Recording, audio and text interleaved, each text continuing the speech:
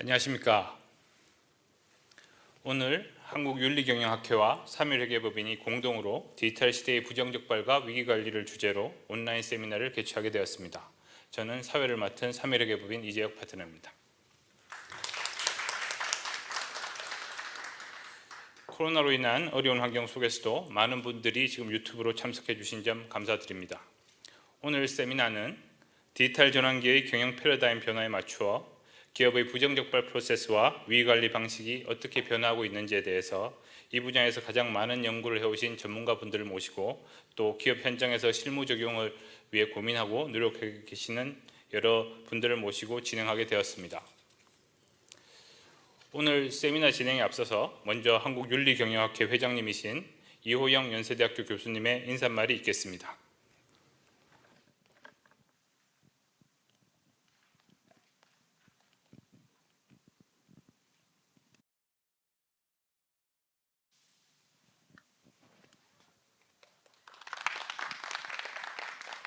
네, 한국윤리경영학회 이호영입니다. 본 학술대회에서는 ESG 및 지속가능 경영과 관련된 학술 논문 발표와 함께 특히 디지털 시대의 부정적발과 위기관리를 주제로 특별 세미나를 준비했습니다. 전 세계 경제에 커다란 충격을 준 코로나19 사태는 경제활동의 디지털 전환을 더욱더 가속화시키고 있습니다. 특히 지난 1, 2년 동안 기업의 디지털 기술 적용을 통한 전통적인 수익 및 운영 모델의 혁신과 변화의 움직임은 그 변화가 점점 커지고 있습니다. 이 변화는 모든 이해관계자들의 경제활동에 또 삶에 지대한 영향을 미치고 있고 이러한 변화는 이제 누구도 피할 수 없는 그런 상황이 되었습니다. 향후 디지털 트랜스포메이션은 단순히 운영의 효율성을 제고하는 기술적 문제에 그치는 것이 아니라 기업의 문화와 구성원의 사고체계를 바꾸고 조직의 투명성과 신뢰성에 대한 지대한 공헌을 할 것입니다. 이러한 중요한 패러다임 전환의 시기에 윤리경영과 자본시장의 발전에 핵심적인 역할을 하고 있는 회계 및 재무정보의 신뢰성 확보와 직접적으로 관련된 디지털 시대의 부정적발과 위기관리 이슈에 대한 실무적 현황과 미래 방향에 대한 현황을 인식하고 또 향후 관련 연구 주제를 생각해 볼 수 있는 장으로 오늘 특별 세미나를 마련하게 되었습니다. 본 학술대회와 세미나를 기꺼이 후원해 주신 사물회계법인에 감사드리며 학문적 뿐만 아니라 실무적으로 기여할 수 있는 유익한 시간이 될 수 있기를 바랍니다. 감사합니다. 이호영 교수님 인사 말씀 감사드립니다. 제가 이제 세미나에 참석해 보면 보통 이게 축사만 듣거나 인사만 하고 가시는 분들이 많은데 오늘은 이렇게 온라인으로 진행될 만큼 사무실이나 편안한 공간에서 끝까지 접속해 주시고 참석해 주시면 감사하겠습니다. 한 가지 공지드릴 사항이 있는데 오늘 세미나에 참석하시는 등록 공인회사분들과 감사위원회 위원님들은 세미나 시간이 관련 직무 시간으로 인정이 됩니다. 참석하신 등록 공인회사분들과 감사위원회 위원님들께서는 세미나 마지막에 출석 확인용 문구를 확인해 띄워드릴 테니 해당 문구를 윤리학회 이메일로 보내주시면 됩니다. 세미나 마지막에 저희가 이 화면에다가 어떤 문구를 적으면 되는지 또 이메일 주소는 공지드리도록 하겠습니다. 이제 오늘 세미나를 시작해 보도록 하겠습니다. 첫 번째 주제 발표를 하실 분은 카카오뱅크 빅데이터 분석팀 신진호 박사님이십니다. 신 박사님은 금융사기 잡는 카카오뱅크의 데이터 사이언스라는 주제를 가지고 발표해 주시겠습니다. 제목만 봐도 참 흥미로운 주제가 될 것 같습니다. 그럼 박사님 발표 부탁드리겠습니다. 네, 안녕하세요. 카카오뱅크에서 그 빅데이터 분석 업무를 하고 있는 신진호라고 합니다.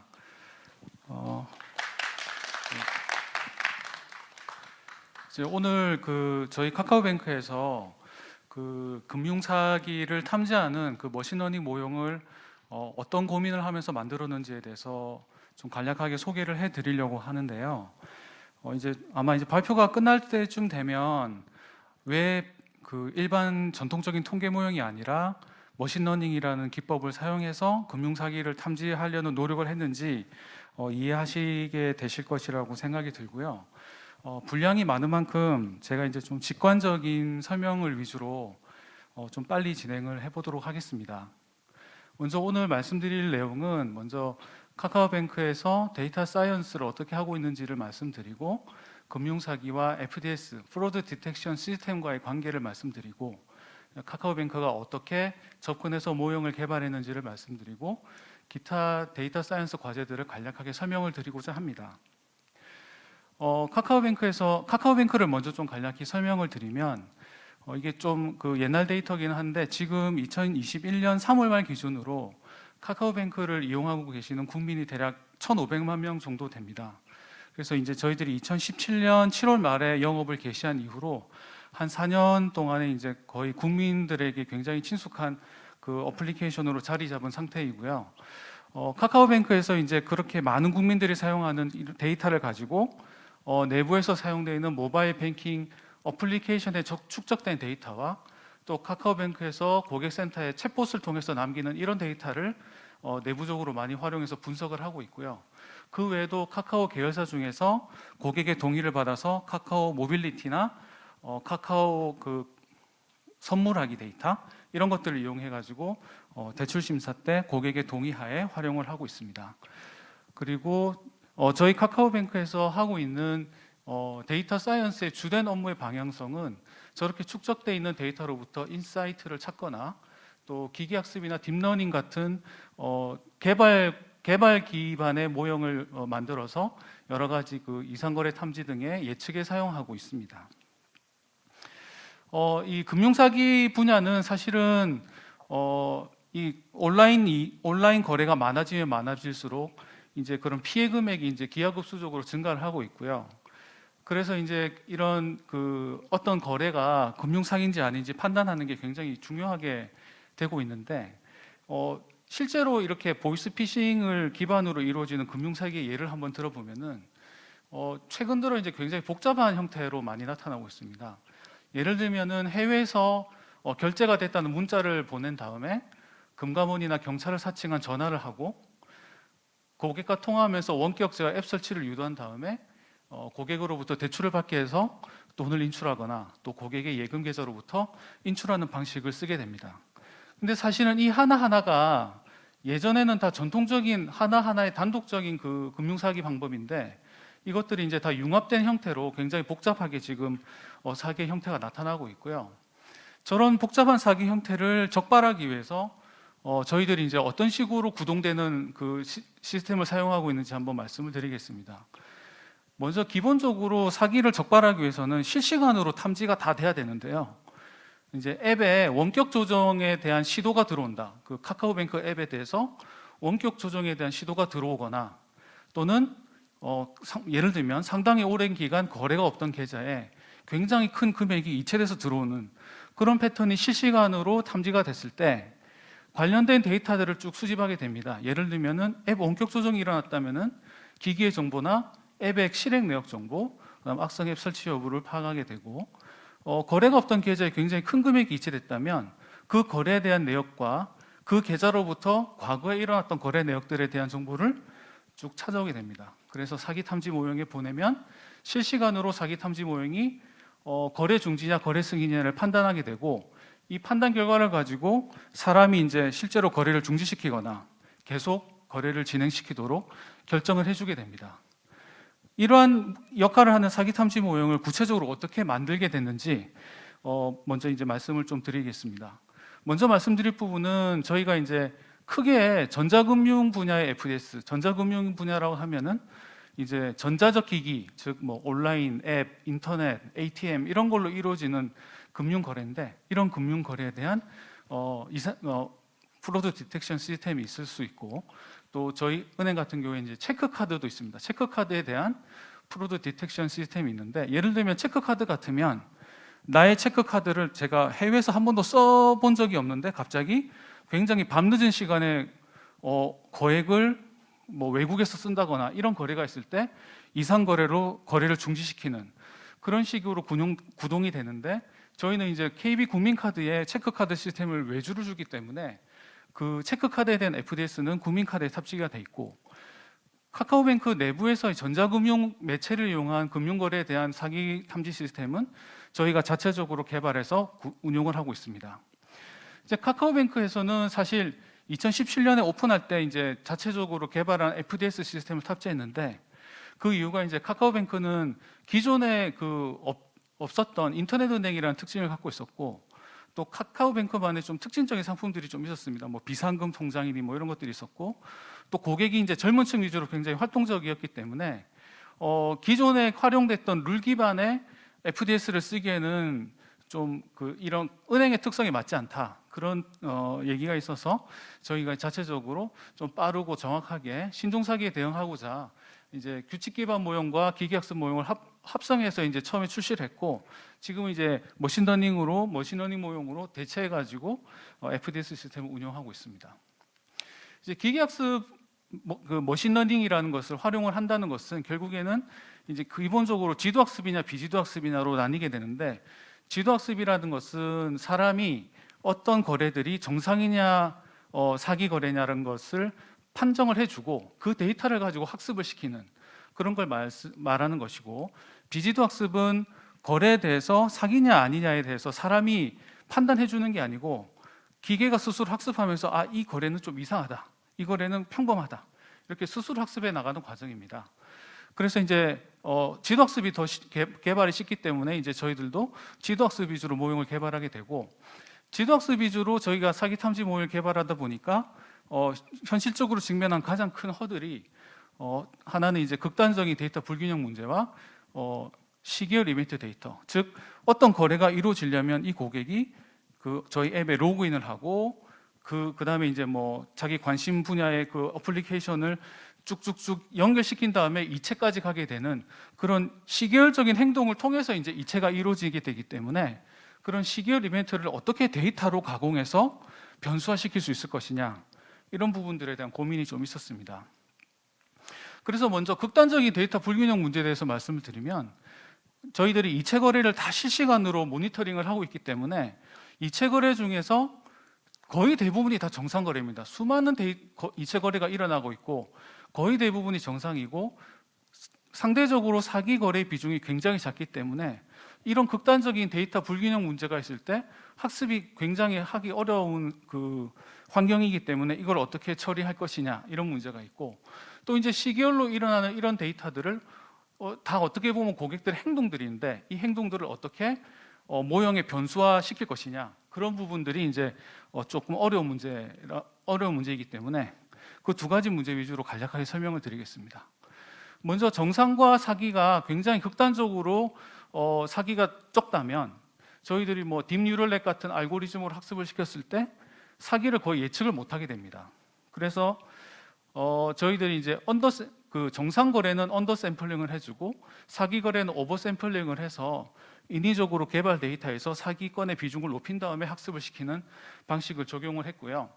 그 다음에 또 하나는 사기 거래에 대해서 학습을 할 때 잘못 학습했을 때의 페널티를, 정상 거래를 잘못 학습했을 때의 페널티보다 훨씬 더 심각한 강도로 세게 줍니다. 그러면은 학습을 하는 이 딥뉴럴넷 알고리즘에서 사기를 좀 더 가중치를 많이 둬서 학습을 잘 하게 되기 때문에 실제로 이제 사기를 예측하는 이 예측 능력이 좀 더 높아지게 되고요. 데이터 불균형 문제를 조금 더 해결하기 위해서 언더 샘플링과 오버 샘플링을 조금 더 구체적으로 말씀을 드리면, 이제 전체 데이터에 대해서 먼저 이벤트 인베딩, 즉 이거를 이제 어떻게 이제 숫자로 이제 나타내서 차원 축소를 시키는 거죠, 모든 데이터를.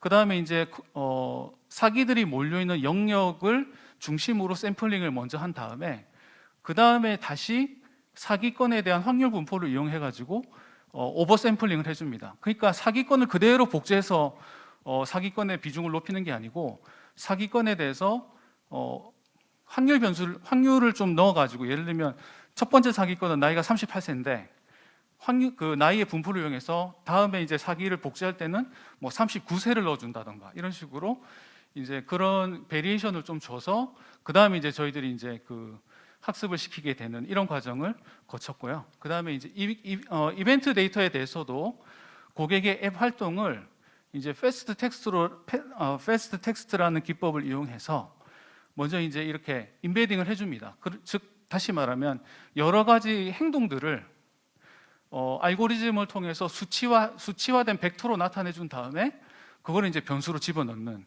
행동들을 바로 넣을 수 없기 때문에 이런 벡터화하는 과정을 거쳐서 이제 학습을 시키게 됐습니다. 그 다음에 이제 벡터한 이벤트를 이제 금융활동과 앱활동 공히 이제 컨볼루셔널 뉴럴넷이라는 것을 먼저 거쳐서 학습을 시킨 다음에 풀리 커넥티드 레이어를 마지막에 한번 두고 이제 학습을 시키는 이런 과정을 거쳤고요. 이런 식의 이제 지도 학습과 달리 이제 비지도 학습은 사기냐 아니냐에 대해서 명확하게 사람들이 판정을 하지 않고 먼저 이제 오토 인코더라는 방식, 그러니까 이제 처음에 이제 어떤 여러 가지 데이터를 한번 압축시켰다가 자동적으로 풀어주면서 이제 매핑을 시키는데, 이 과정에서 스스로 정상적인 데이터에 비해서 좀 멀어진, 정상적인 데이터에 비해서 디스턴스가 멀리 떨어진 것을 이상거래로 탐지하도록 이렇게 이제 스스로 학습하게 하게 됩니다. 그 다음에 이제 그 압축 벡터까지 고려해가지고 했을 때 좀 더 학습이 잘 됐는데, 이 결과를 실제 데이터에 적용해서 살펴보면은, 이 결과를 실제 데이터에서 살펴보면 이제 좀 이렇게 그 비정상 거래들이 조금 모여 있는 거를 보실 수가 있는데, 근데 이제 저희들이 기대했던 것보다는 좀 더 이렇게 밀접하게 모여 있기를 바랬는데 이렇게 이제 모여 있기는 하나 그 밀접성이 조금 저희들 실무에 쓸 만큼의 그런 결과를 얻어내지는 못했습니다. 그래서 이제 이런 결과를 통해서 모형을 학습시켜서 만들었을 때 모형의 성능 지표인 리콜이나 프리시전의 비율이 상당히 좀 개선이 돼서 저희들이 이제 기존의 룰 베이스 모형을 머신러닝 모형으로 대체해서 사용하고 있고요. 이런 모형은 이제 저희들이 이제 이런 모형을 개발하면서 이제 레슨이라고 말할 수 있는 것은, 이제 사실 딥러닝이라는 게 결국 인공신경망이기 때문에 굉장히 그 신경망의 중간 과정을 많이 둘 수도 있지만 복잡하게 만든다고 모형의 성능이 그에 비례해서 높아지진 않는다. 그리고 모형도 중요하지만은 최근 들어 이제 데이터 사이언티스트들의 공통적인 시각은 변수를 어떻게 선택하느냐, 어떤 데이터를 가져오느냐, 전처리를 어떻게 하느냐, 이런 것들이 더 중요하더라. 그 다음에 이제 이렇게 만들었지만 이제 그 프로드 디텍션이라는 것은 결국 일반 데이터들이랑 달리 실시간으로 구동이 돼야 되기 때문에 우리 그 어떤 모바일 애플리케이션에서 실시간으로 모든 이체 거래를 다 탐지한다는 것들이 상당히 그 시스템에 버든을 주기 때문에 서비스 반영이 또 다른 큰 문제였더라, 이런 교훈들을 얻을 수 있었고요. 그 다음에 이제 그 마지막으로 최근에 이제 저희들의 이제 내부적으로 하고 있는 데이터 사이언티스트 업무에 대해서 간략하게 소개드리고 마무리하도록 하겠습니다. 최근 들어 이제 그 저희들이 좀 관심을 갖고 있는 게 토폴로지컬 데이터 어널리시스인데, 요거는 이제 의학 분야에서 많이 쓰이고 있고요. 위상수학이라고 이제 할 수 있는데, 그 어떤 데이터가 갖고 있는 모양을 이용을 해서 그 모양의 의미를 분석하는 분석 기법입니다. 예를 들어서 이제 당뇨병 같은 데이터를 가지고 토폴로지컬 데이터 어널리시스를 돌리면은 정상적인 사람들은 이렇게 나타나고 1형 당뇨병과 2형 당뇨병이 이렇게 나타나게 됩니다. 그래서 이제 그냥 정상이냐 당뇨병이냐만 구분해 주는 게 아니고 당뇨병 안에서도 그 유형을 분리를 해주는 그런 장점이 있고요.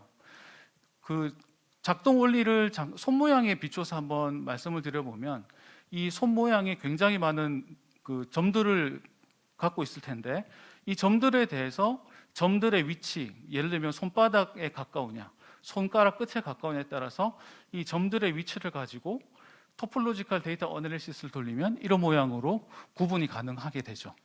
그래서 예를 들면은 실제로 우리가 어떤 약간 이 무지개 모양과 굽새 모양의 분포를 갖고 있는 데이터셋에 대해서 전통적인 통계의 클러스터링 기법이 K-민즈 통계를 돌리면, K-민즈 클러스터링을 돌리면 이제 어떤 특정 점을 기준으로 반경이 짧은 그 구간으로 이제 되니까 그 두 가지로 구분하면 이제 이렇게 이제 구분을 해주고, 세 가지로 한다면 이렇게 구분해 줄 텐데, 이제 토폴로지컬 데이터로 클러스터링을 해주면은 이런 모양으로 이제 데이터를 구분해 주게 됩니다. 그래서 그 데이터가 갖고 있는 모양까지 고려해서 데이터 분류를 해주더라. 그래서 이제 캐글이라는 그 데이터 사이언티스트들이 이제 학습용으로 많이 사용하는 이 웹사이트에 이제 신용카드 데이터, 사기 데이터에 대한 로 데이터가 있는데 그 데이터에 대해서 그 TDA를 적용을 해보면 이제 사기 유형을 두 가지로 나눠서 구분해 주는 걸 알 수 있었고, 그래서 저희 카카오뱅크에서도 이걸 적용했을 때 사기냐 정상이냐만 구분하는 게 아니고 어떤 사기인지 이렇게 유형을 좀 나눠 주는 그런 구분을 해주었다는 그런 특징이 있고요. 마지막으로 말씀드릴 것은 이제 그 외에도 저희 그 카카오뱅크에서 예를 들면 이제 뭐 내 신용 정보라 그래서 국민들이 이제 카카오뱅크 회원들이면 뭐 추가적인 비용 없이 무료로 자기 신용 등급을 알 수 있는 이런 서비스가 있는데, 이 데이터들에 대한 분석을 한다던가 이제 챗봇 같은 사람들이 이제 그 텍스트를 남긴 거에 대해서 답변을 주는 그런 서비스에 대해서 그 텍스트에 대한 분석을 한다던가, 그다음에 이제 적금이나 예금에 대해서 정해진 기간 동안 꾸준히 납입하는 이 행동을 분석해서 상품을 분석하거나 고객 행동을 분석하는 이런 여러 가지 과제를 수행하고 있습니다. 제가 말씀드릴 부분은 이제 여기까지고요. 나중에 또 질의응답 시간에 또 추가적인 궁금증이 있으면 제가 답변 드리도록 하겠습니다. 감사합니다. 신진우 박사님 발표 감사드립니다. 이어서 두 번째 주제 발표를 하실 분은 클라크 대학교 경영대학 윤경희 교수님이십니다. 윤 교수님은 Audit Data Analytics and Fraud Detection이라는 주제로 발표를 해주시겠습니다. 윤경희 교수님은 미국에서 웹엑스를 통해 랜선으로 참석해 주셨습니다. 공간의 제약 없이 훌륭한 분들을 모실 수 있는 이런 점이 온라인 세미나의 장점 중에 하나라고 생각됩니다. 교수님 잘 들리세요? 네, 잘 들립니다. 네, 그럼 윤경희 교수님 들리시나요? 발표를 부탁드리겠습니다. 안녕하세요. 이렇게 오늘 Audit Data Analytics and Fraud Detection이라는 주제로 발표할 수 있게 되어서 영광입니다. 이제 발표에 들어가기 앞서서 양해 말씀을 몇 가지 드리고 싶은 게 있어요. 이제 먼저 제가 현재 미국에서 일을 하고 있고 미국 회계 시장에 관심을 갖고 연구하고 있어서 제가 말씀드리는 현황 정보는 대부분 미국 시장 기준입니다. 그리고 예시로 말씀드리는 어프로치들은 필드에서 이미 사용하는 것도 있지만 앞으로 이렇게 변화하지 않을까 하는 연구들 중에서 몇 가지 흥미 가지실 만한 것들 중에서 골라봤어요. 이제 사실 이 주제로 말씀을 드리려고 하면 이제 한 학기는 써야 하는 강의 주제라서 설명이 충분치 않다고 느끼실 수 있어요. 이제 짧은 시간이 이유이니 양해 부탁드립니다. 이제 지난 몇 년 동안 기술 발전으로 인한 회계 감사 접근 방식이 이제 급격하게 변하고 있어서 심지어 이쪽 Audit Data and Data Analytics 관련으로 이제 박사를 받았고 이제 앞으로 이렇게 될 거라고 이제 스스로도 예측을 했지만 저 자신도 굉장히 많이 놀라고 있어요. 이제 그래서 먼저 간단하게 이제 프로드 디텍션을 포함한 회계 감사 분야에서 데이터 애널리틱스를 어떻게 받아들이고 있는지에 대해서 설명을 드리겠습니다. 이제 일반 기업 같은 경우에는 데이터 애널리틱스 데이터를 이미 십수년 전에 경영 전반 여러 분야, 이제 가령 이제 마케팅이나 서플라이 체인 매니지먼트에서 광범위하게 사용되고 있지만, 이제 인터널 컨트롤, 프로드 디텍션 혹은 전반적인 어카운팅 프로세스에 이제 데이터 애널리틱스를 점차 많이 사용하고 있는 추세예요. 그래서 자연스럽게 이제 어카운팅 소프트웨어 마켓이 성장하고 있고요. 이제 물론 이제 어카운팅 펌도 예외는 아니죠. 이제 artificial intelligence, 데이터 애널리틱스 프로덕트를 사용하는 데만 이제 투자 액수가 이제 빅4라고 하는 회계 회사들 중에서 세계 회사의 투자 액수만 합쳐도 총 90억 달러에 달합니다. 제가 알기로는 사실 이런 회계 회사들이 이제 주로 진입 장벽이 낮은 이제 레귤레이션이나 스탠다드가 없는 이제 컨설팅 서비스를 위해서 이런 투자를 시작한 걸로 알고 있어요. 근데 이제 기술 발전이 이루어지면서 회계 감사 비용을 줄이고 질을 올리기 위해서 이제 자연스럽게 애널리틱스 테크닉을 사용하기도 했고, 또 클라이언트 펌들이 아까 말씀드렸다시피 이제 회계 프로세스를 위해서 사용하기도 하고, 인터널 컨트롤 가령 오늘의 주제인 프로드 디텍션이나 사이버 시큐리티를 위해서 이제 데이터 애널리틱스를 사용하게 됨으로 인해서 이제 외부 감사자들이 이제 그거에 대한 이해도가 있어야 되기 때문에 이제 이런 데이터 애널리틱스 어답션은 확대되는 게 흐름이라고 생각합니다. 이제 AICPA에서는 이미 2015년에 데이터 애널리틱스에 대한 가이드라인이 발표가 되었고요. 이제 PCAOB, 이제 우리나라로 치면 금융감독원 정도 되는 기관인데 주로 외부 감사자들의 감사 업무를 하고 있는 기관이에요. 그래서 이 기관에서 이제 매년 앞으로 5년 동안 중점적으로 관심을 갖는 분야에 대해서 발표를 합니다. 이제 테크놀로지에 대한 언급은 거의 매번 있었지만 이제 특히 2018년도부터 이제 외부 감사자들이 이제 어드밴스드 테크놀로지를 사용함으로 인해서 이제 가능한 기회와 문제점들에 대해서 관심을 갖겠다고 언급했습니다. 그러면 데이터 애널리틱스는 무엇인가에 대한 해서 간단하게 설명을 드리자면 이제 말 그대로 데이터를 분석하는 거죠. 이제 대개 데이터를 수집하고 정리하고 분석하고 이 일련의 모든 과정 모두가 데이터 애널리틱스에 포함이 됩니다.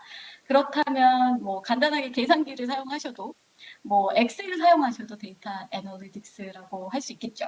이제 예를 들어서 이제 데이터 애널리틱스를 보통 네 가지로 분류하는데 이제 디스크립티브 데이터 애널리틱스는 이제 즉 과거에 무슨 일이 일어났는지 그러니까 혹은 현재 무슨 일이 일어나고 있는지에 대한 분석.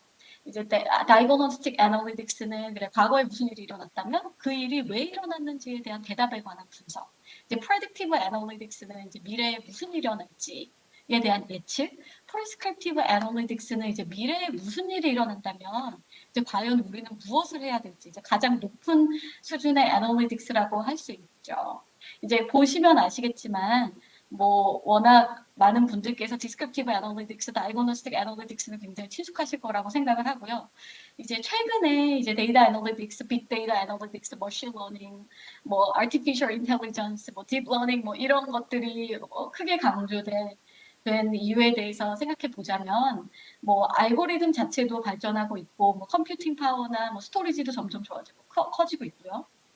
하지만 저의 생각으로는 결국 데이터 때문이라고 생각을 합니다. 이제 사용될 수 있는 데이터의 양들이 이제 과거와는 이제 비교할 수도 없게 확대되면서 이제 회계사들도 이제 더 이상 이제 샘플링이 필요가 없고 이제 full population analysis를 할 수 있는 상황이 도래되었다. 이제 이렇게 보시는 분들도 많이 있고요. 이제 또 unstructured data, 이제 사용할 수 있는 데이터의 범위가 예전보다 훨씬 더 넓어져서 뭐 가령 예를 들어 문서, 사진, 비디오, 오디오, GPS, 날씨, 소셜미디어, 블로그, 웹페이지 뭐 이런 것들을 사용할 수 있게 되다 보니까 이제 분석력도 더 좋아지고 이제 결국에는 이런 뭐 데이터들을 분석할 수 있는 알고리즘이 강조가 되게 된 거죠. 이제 가령 사진이나 문서를 기존의 통계 모형으로는 분석이 불가능하거나 정확하지 않기 때문에 이제 이런 여러 가지 기술 발전이 자연스럽게 이루어지지 않았나 저는 생각을 하고 있습니다.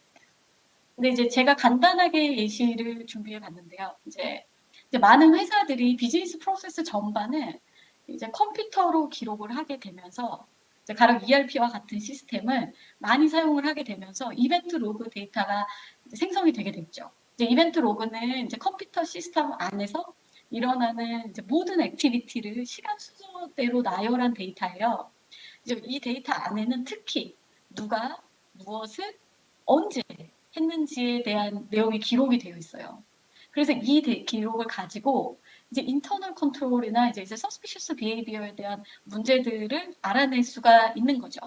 이제 가령 이제 expenditure cycle을 예를 들자면 이제 맨 처음에 purchasing department에서 이제 물건이 떨어진 걸 보고 이제 purchasing order를 내리고요, 작성을 하고 이제 authorize한테 이제 보내서 승인을 받고 이제 vendor한테 그 오더를 내고 나면 조금 기다리다 보면 이제 물건이 도착하겠죠. 이제 purchasing department에서 물건을 받고 이제 그 받았을 때 같이 받는 인보이스는 accounting department에서 받아서 처리를 하고 이제 페이먼트도 냅니다. 이 과정에서 보시면 아시겠지만 이 authorization, custody, reporting 요 세 가지 책임이 분리되어 있어요. 이게 이상적인 인터널 컨트롤이죠. 근데 이제 이벤트 로그 데이터를 통해서 이제 각각의 액티비티들이 이제 책임자들에게 정확히 행해져 있는지에 대해서 확인이 가능을 하게 되죠. 그리고 또 여기 보이시는 대로 이제 순서들이 있잖아요. 이 순서대로 행해지지 않는다면 약간 의심스러운 정황으로 보여질 수 있죠. 이제 또 약간 소셜 네트워크라고 하는 이제 테크닉이랑 프로세스 마이닝이랑 결합해서 이제 인터널 컨트롤을 평가할 수도 있어요. 이제 소셜 네트워크는 굉장히 흥미로운 테크닉인데 뭐 가령 예를 들어서 소셜 미디어에서 몇 달을 건너면 대한민국에 모르는 사람 없다 뭐라고 말할 때 쓸 수도 있고요. 또 점조직으로 되어 있는 이제 테러리스트들을 잡을 때 사용하기도 한다고 합니다. 예를 들어서 사담 후세인을 찾을 때 사용했다고 알려져 있어요. 여기에 이제 각각의 점들은 이거는 이제 프로세스 마이닝 데이터로 만든 이제 소셜 네트워크 이제 의 부분인데 이제 각각의 점들은 이제 각각의 인플로이들이고요. 근데 여기서 보시면 아시겠지만 여기 선들은 이제 프로세스가 이제 연결이 되어 있는 거예요. 근데 여기서 보시면 아시겠지만 대부분의 인플로이들이 이제 최소한 한 명과 이제 연결이 되어 있죠. 이제 프로세스들이 이제 연결이 되어 있는데 유독 이제 보라색으로 이루어져 있는 요 세 명만 다른 분들이랑 연결이 안 되고 자기들끼리만 연결이 되어 있어요. 이거 약간 이해하기 어려운 정황이죠. 뭐 여러 설명이 할 수 있는 게 있는데 뭐 패스워드를 서로 공유했다든지 뭐 여러 가지 뭐 가능성이 있지만 최소한 이제 소셜 네트워크를 사용해서 이렇게 약간 이해하기 어려운 이제 액티비티들을 찾아낼 수가 있게 되겠죠. 또 그거 이외에도 여러 가지 뭐 이제 프로세스 마이닝 데이터를 통해서 이제 인터널 컨트롤 이발루에이션이나 뭐 프로줄런 비헤이비어 어노멀리를 알아낼 수 있는 방법들이 여러 가지가 있어요. 여기 제가 다음과 같이 4가지 정도 이제 요약을 해 두었고요. 제가 시간 관계상 다 하나씩 얘기는 안 하고 간단하게 단점을 말씀을 드리자면 제가 좀 좋은 면만 말씀드렸지만요. 한계는 분명히 있습니다. 이제 일단 이게 이제 시스템 안에서 모든 액티비티를 기록한 파일이기 때문에 사이즈가 굉장히 많이 큰 편이고요. 이제 막상 파일을 열어보면 그 안에 생각보다 에러가 굉장히 많이 있어요. 생각보다요. 이제 물론 이제 스트럭처드 데이터고 이제 엑서사이즈가 좀 쉬운 편이긴 한데 이제 어찌됐든 이제 이런 에러들이 있으면 이게 시스템상의 오류인지 이제 앞에서 말한 것처럼 이게 진짜 인터널 컨트롤이나 프로듀런 비헤이비어인지 이제 알아내는 데는 소요되는 비용이 생각보다 큽니다. 이제 프로드 디텍션에 있어서 이제 폴스 네거티브 그러니까 이게 프로드인데 그 프로드를 놓쳤을 때 생기는 비용이 프로드가 아닌데 프로드라고 생각해서 잡아내는 것보다 비용이 훨씬 더 크기 때문에 아까 이 에러들이 진짜 에러인지 아닌지에 대한 확인 작업이 굉장히 필요하고 이 부분이 가장 큰 허들이라고 생각하고 있어요. 하지만 아까 말씀드린 이런 명확한 장점들 때문에 저는 이제 이벤트 로그 파일이 프로드 디텍션이라든지 이제 인터널 컨트롤 이발루에이션 하는데 확대되어서 사용되지 않을까 예상해 봅니다. 그리고 이제 로보틱 프로세스 오토메이션은 이제 아까 이제 발표 때도 제가 느꼈지만 이미 워낙 필드에서 많이 사용하고 있고 이제 있고 이미 이제 좋은 어플리케이션이 시중에 나와 있어요. 그래서 이게 좀 새롭지는 않을 수도 있는데, 근데 앞으로 이제 어드밴스드 데이터 애널리틱스 테크놀로지랑 결합해서 이제 프로드 디텍션과 프리벤션에 이제 좋은 역할을 이미 하고 있지만 더 많이 하지 않을까라고 예상을 해서 제가 넣어봤습니다. 이제 로보틱 프로세스 오토메이션은 이제 이름처럼 로봇은 아니고요. 이제 대개 반복적인 작업들을 자동으로 처리할 수 있게 하는 프로그램이에요. 이제 가령 예를 들어서 수백 개의 동일한 구조를 가지고 있는 PDF 파일을 가지고 있다고 이제 가정을 하고 이제 특정 페이지에 있는 내용을 이제 가지고 엑셀로 데이터 파일을 만들고 싶다고 예상을 해보죠.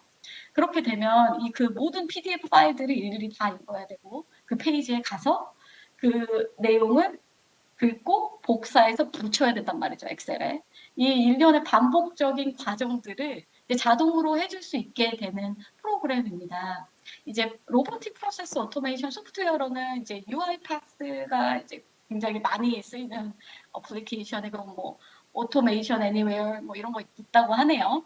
제가 사용해 본 바로는 아주 편한 수준의 소프트웨어는 아니지만 뭐 앞으로 더 많이 발전될 것으로 예상을 하고 이제 이쪽 소프트웨어 시장도 굉장히 많이 성장하고 있는 추세라고 알려져 있습니다. 근데 이제 프로드 디텍션이랑 이제 RPA가 어떤 관계가 있는가에 대해서는 이제 워낙에 단순 작업에서 실수가 나올 수가 있는데 이런 로보틱 프로세스 오토메이션을 사용함으로 인해서 이런 실수를 줄여줄 수가 있고 또 단순 작업 과정에서 이제 생겨날 수 있는 프로드 오퍼튜니티를 원천 봉쇄할 수가 있다는 것도 큰 장점이겠죠. 그리고 이제 아까 프레젠테이션도 봤는데 이제 아까 if 스테이트먼트를 통해서나 이제 어드밴스드 데이터 애널리틱스 테크놀로지 뭐 머신 러닝 뭐 이런 것들을 통해서 프로즈먼트 액티비티 모니터링을 할 수도 있죠. 이제 가령 예를 들어서 이미 신용카드 회사나 은행에서 뭐 가령 제가 평소에 지내고 있는 지역이 아닌 곳에서 신용카드를 긁었을 경우에 확인 문자 보내는 거 굉장히 흔하게 쓰고 있는 알고리즘이죠. 그리고 이제 평상시에 사용하는 X보다 큰 X로 하는 경우. 그리고 뭐 신용카드 회사에서는 요새 또 본인의 목소리를 가지고서 본인 여부 확인을 한다고 해요. 이제 가령 기존에 통화했던 목소리를 녹음해서 그 목소리랑 다른 경우 의심 정황이라고 확인할 수 있겠죠. 그리고 이런 것도 뭐 일종의 RPA의 예시라고 할 수가 있는데, 근데 이제 요즘에는 이제 사인이나 뭐 이제 시그니처 하는 거나 이제 지문, 요즘에 또 얼굴 인식까지 이제 점점 더 확대되지 않을까 이제 생각하고 있습니다. 예, 여기까지 제가 간단히 준비를 해봤고요. 혹시 뭐 궁금하신 점이나 더 알고 싶으신 부분 있으시면 이따가 질의응답 시간에 말씀해 주세요. 감사합니다. 윤경희 교수님 발표 감사드립니다. 저 또한 감사를 담당하고 있는 감사 담당 파트너인데 매우 흥미로운 주제였던 것 같습니다. 저희 사멸회계법인이나 피터리시 컨설팅 같은 경우도 데이터 애널리틱스에 많은 투자를 하고 있고요. 지금 기술적으로나 여러 면에서 많이 발전하고 있다고 생각하고 있습니다. 다음은 세 번째 발표를 하실 피터리시 컨설팅의 박현출 파트너이십니다. 박현출 파트너께서는 디지털 기반 리얼 리스크 관리 및 위기 대응이라는 주제로 발표해 주시겠습니다. 그럼 박현출 파트너님 발표 부탁드리겠습니다. 네, 안녕하세요. 안녕하세요. 네, 전 피터리시 컨설팅에서 리스크 컴플라이언스 쪽 업무를 담당하고 있는 박현출 파트너고요. 오늘 이게 좋은 자리에 제가 늘 고민하고 있는 프로드 관련된 주제에 대해서 발표하게 된 영광입니다. 조금 제가 이제 제 서두에 이제 말씀드리는 바와 같이 이 디지털 데이터 드리븐이라는 의미 자체를 한번 좀 고민해 볼 필요가 있을 것 같습니다. 그래서 저의 결론은 데이터는 거짓말을 하지 않는다는 것입니다. 특히 우리 같은 감사나 아니면 여러 가지 컨설팅 업무를 하는 과정 속에서 왜 이렇게 데이터 기반이 우리에게 중요한지 그 의미를 제가 조금씩 설명드려 볼 수 있도록 하겠습니다. 그래서 제가 첫 번째 말씀드리고자 하는 포인트는 새로운 접근법의 필요성입니다.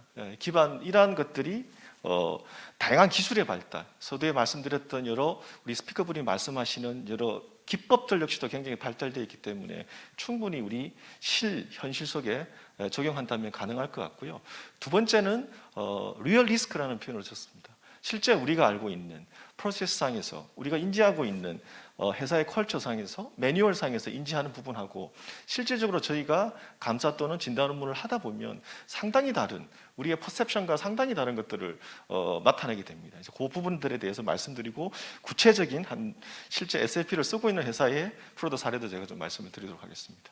그래서 이를 통한 데이터 드리븐이 얼마나 중요한지 필요한지 말씀드리고요. 아마 여기 우측 보시는 바와 같이 다양한 사고 사례는 지금도 일어나고 있을 것 같고요.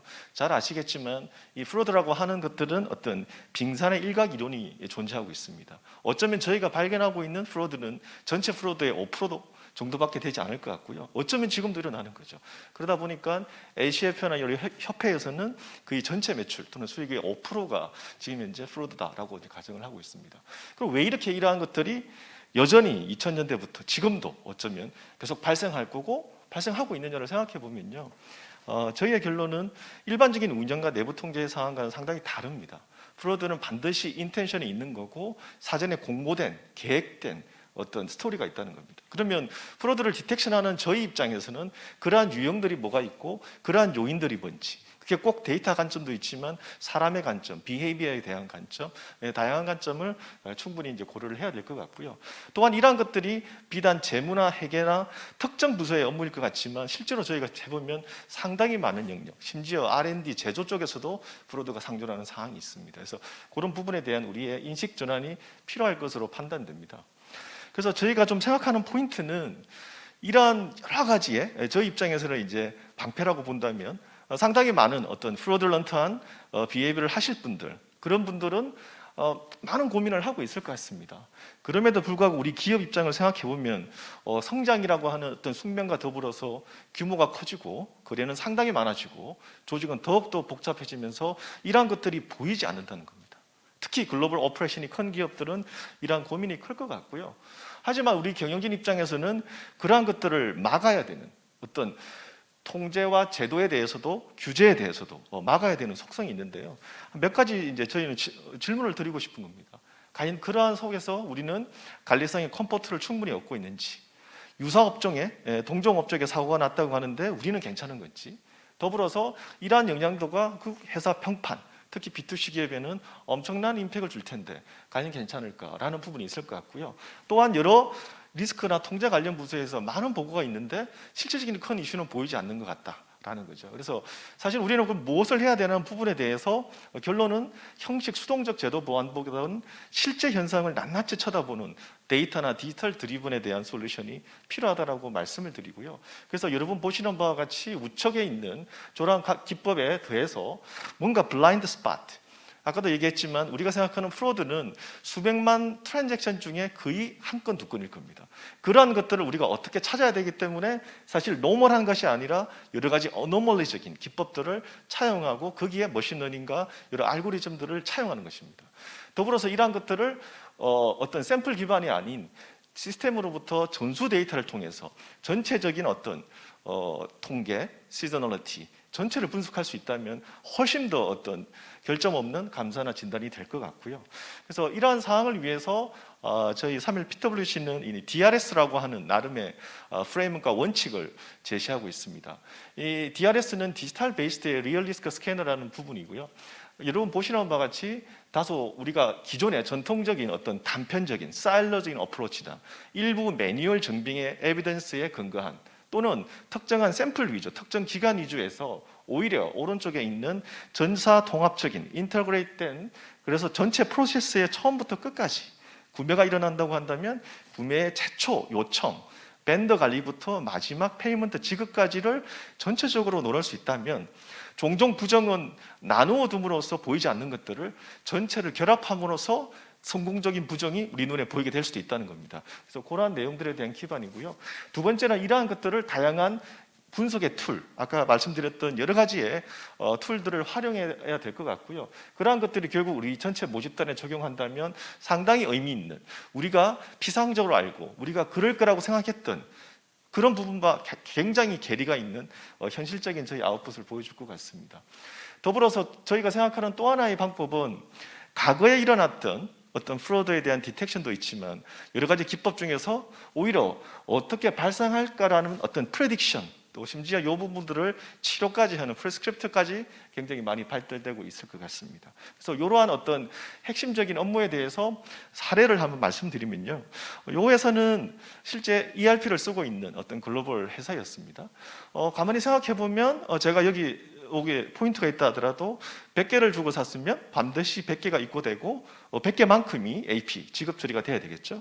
하지만 PO를 내는 어떤 구매 발주 부서에서 100개를 발주했다고 했을 때 요 입고 단계에 있는 이 정보를 누군가가 입고 정보를 수정할 수 있다면, 예를 들어서 만개라고 할 수 있다면 자금 부서나 재무 부서에 있는 인보이스 단계에서는 실제적인 어떤 영역이 다 다르기 때문에 아마 만개를 페이먼트 지급 처리할 겁니다. 그리고 그러한 밴드들이 굉장히 어떤 정직하지 않는 한 돈이 더 들어왔으니까 행복해할지도 모릅니다. 사실 이런 케이스를 가만히 뜯어보면 제가 이제 유저 스캐너, 시스템 스캐너라는 표현을 쓰는데요. ERP상의 환경이 구축됐다고 하면 한국의 대부분의 CFO나 여러 우리 CEO들은 굉장히 안전한, 그리고 우리가 신뢰할 수 있는 시스템이 들어왔다고 하나 사실상 효율성 목적으로는 그럴 수 있지만 내부 통제나 컨트롤 목적으로는 반드시 체크를 해보셔야 되는 겁니다. 예를 들어서 이러한 사항에 대해서 입고 톨러런스에 대한 임의 변경이 가능하지 않게끔 특정한 설정들을 반드시 컨피규를 해놓아야만이 여기서 나타날 수 있는 1인이 무제한 입고 설정을 통해서 이렇게 프로드가 발생하는 사례를 미연에 방지할 수 있다는 겁니다. 또 하나의 케이스는 실제적으로 전표단에 있어서도 우리가 물건을 냈을 때 승인이라는 프로세스를 보통 가져갈 겁니다. 근데 승인을 우회하는 절차가 어떻게 벗어날 수 있을까 생각하지만 실질적으로는 우리가 생각하는 페이먼트 블럭에 대한 정보 설정 그리고 지급 일자에 대한 변경을 통해서 실질적으로 현업 부서에서 회계와 자금을 거치지 않고 지급 처리가 되는 저런 프로세스들이 있는 겁니다. 그래서 제가 이렇게 아주 티피컬하지만 좀 직관적인 의미를 말씀드리는 이유는 우리가 알고 있는 프로세스상에서 플로우 차트상에서 그럴 거라고 하는 거와 실제 우리 회사의 시스템에 대한 내부 통계상의 설정 그리고 그걸 실제로 흘러가는 그 데이터에 대한 분석을 통해서 실현상을 낱낱이 분석할 필요가 있다라고 좀 말씀을 드리는 사항이고요. 그것을 위해서 이제 저희 3일 필요불신 한 3가지 정도를 제안을 드리고자 합니다. 우선 조금 힘들긴 하겠지만 시스템에 대한 내재화 통제, 그러니까 인베디드 컨트롤이라는 표현을 많이 쓰는데요. 저 부분은 상당한 전문성을 필요할 수도 있습니다. 하지만 저러한 것들을 마치 우리 나사를 조여놓듯이 어떤 특정한 중요한 키 리스크에는 나사를 단단히 조아놔야 됩니다. 또 특정한 영역은 조금씩 풀어주시더라도 오퍼레이션 상에서야 운영의 효율성이 나타날 겁니다. 그래서 그러한 부분에 대한 것들이 필요할 것 같고요. 두 번째, 데이터 분석 쪽에서는 우리가 생각할 수 있는 여러 시나리오들이 있습니다. 특히 프로드 같은 경우는 운영상의 오류와 달라서 반드시 그 사람의 인텐션과 그 사람이 하고자 하는 스킴, 플랜드된 여러 스토리가 있습니다. 그럼 우리는 그러한 풍부한 스토리를 충분히 이해하고 그 스토리대로 시나리오대로 흘러보는 겁니다. 그러면 어쩌면 제가 본 케이스의 프로드 케이스는 거의 80%가 거의 유사한 사례가 나타납니다. 왜냐? 우리 인간이 생각할 수 있는, 상상할 수 있는 프로드의 유형은 거의 거기에 한정되거든요. 그렇기 때문에 이런 프로드가 일어났다 하더라도 안심하지 마시고 언제든지 재발할 수 있다. 왜? 우리의 프로세스와 우리의 환경 시스템은 그렇기 때문에. 그 부분을 좀 염두해 주시면 좋을 것 같고요. 그를 통해서 나타나는 이상 유무를 실제적인 매뉴얼, 에비던스를 통해서 검증하시는 거. 그렇게 함으로써 사실상 훨씬 더 유효도 높은 어떤 감사나 진단이 되실 것 같고요.